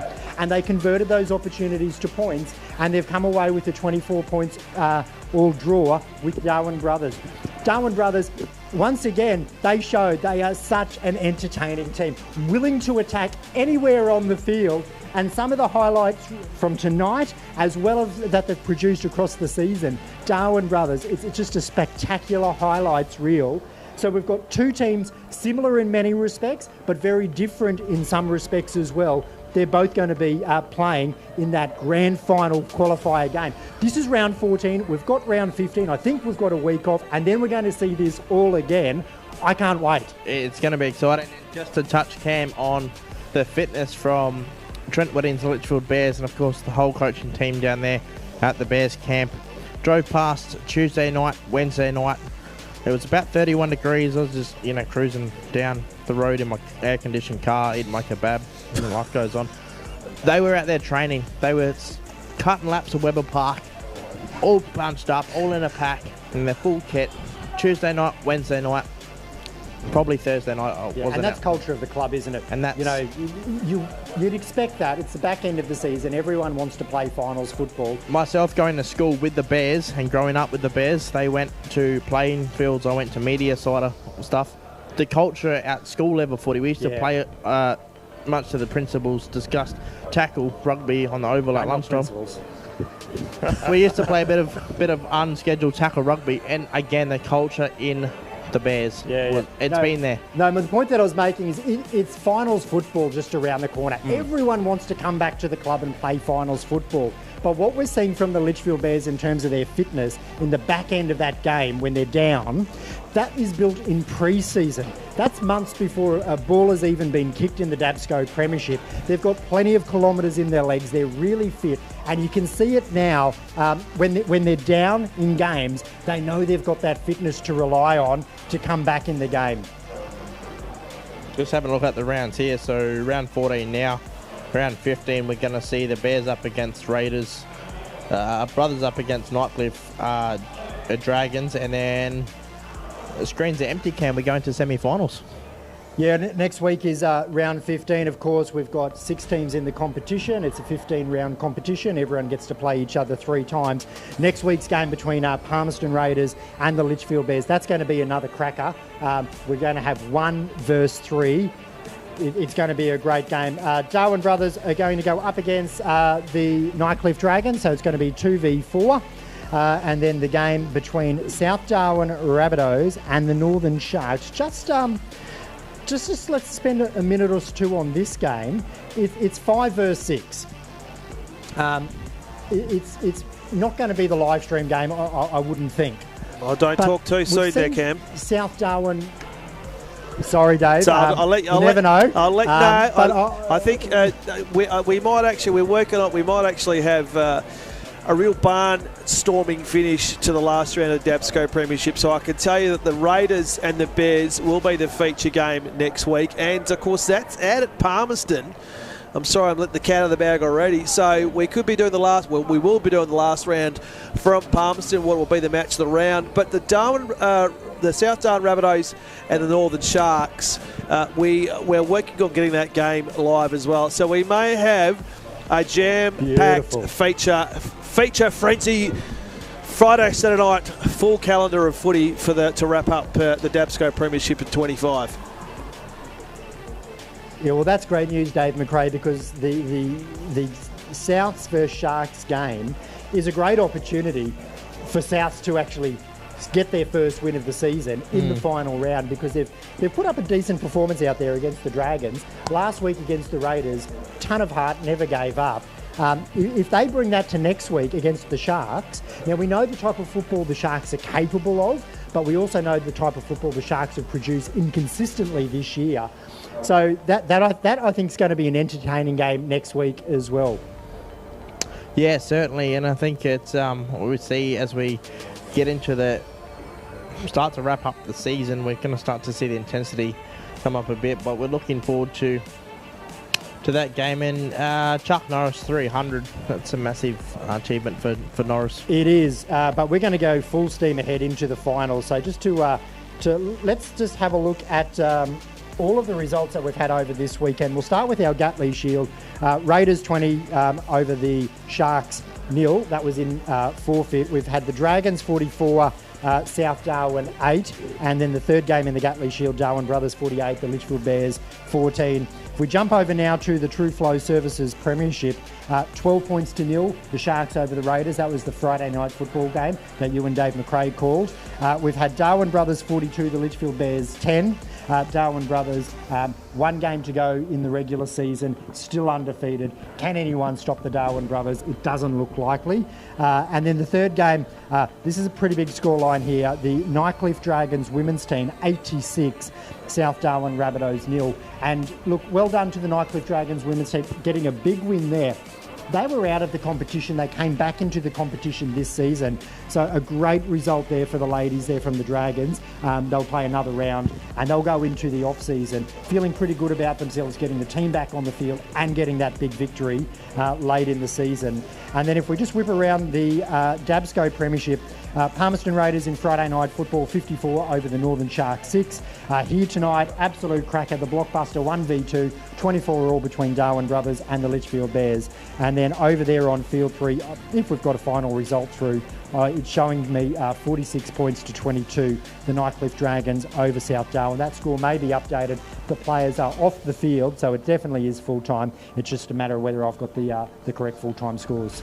We'll wait till I'm sure they'll come through on the NRL and T, through the website, through the pathways. But of course, a big thank you to our game day partners and sponsors. Of course, our game day partner this weekend, Cam, Northern Transportables. They're also looking for some new employees. So if you want to have a look at that, northerntransportables.com.au/careers. Of course, the canteen guys, they did a fantastic job. Our match day officials and behind the scenes staff. Our full complement of sponsors, including our naming right partners, DABSCO and True Flow Services for our Premiership. Well, let's just wrap it up here from TRL Stadium in this top-of-the-table clash, 1v2. It has had absolutely everything. Great short kicking game from two masters of the game in Wedding and Kernoth. We've had some pretty exciting tries being scored out there, some bruising defence. We've had a big lead established by Darwin brothers and a sensational comeback from the Litchfield Bears in the second half. This game absolutely had everything. Couldn't have asked for anything more. We will, of course, wrap all of this up on WCBH Saturday mornings on Darwin's 97.7 between 9 and 11. You and I will axe. Dave, anything else that you want to go through before we wrap up and sign off for this evening? No, boys. It's just confirming the Field 3 game. The Dragons have won or defeated the Darwin Rabbitohs 50 points to 22. We've got a fair bit to wrap up with the WA game, but gents, I'll tell you what, top of the table clash, top of the table call, fellas. Well done. You brought the excitement. It was fantastic to watch and almost is even better to listen to, so well done. Yeah, thanks, Dave. We'll throw back to you, and I can't wait to see the local media services company highlight package from this round. Can't wait for that to be shared on social media. That'll be the highlight of the highlight. I reckon if you get that out early, this will rack up the views like no other game. Back to you, Dave.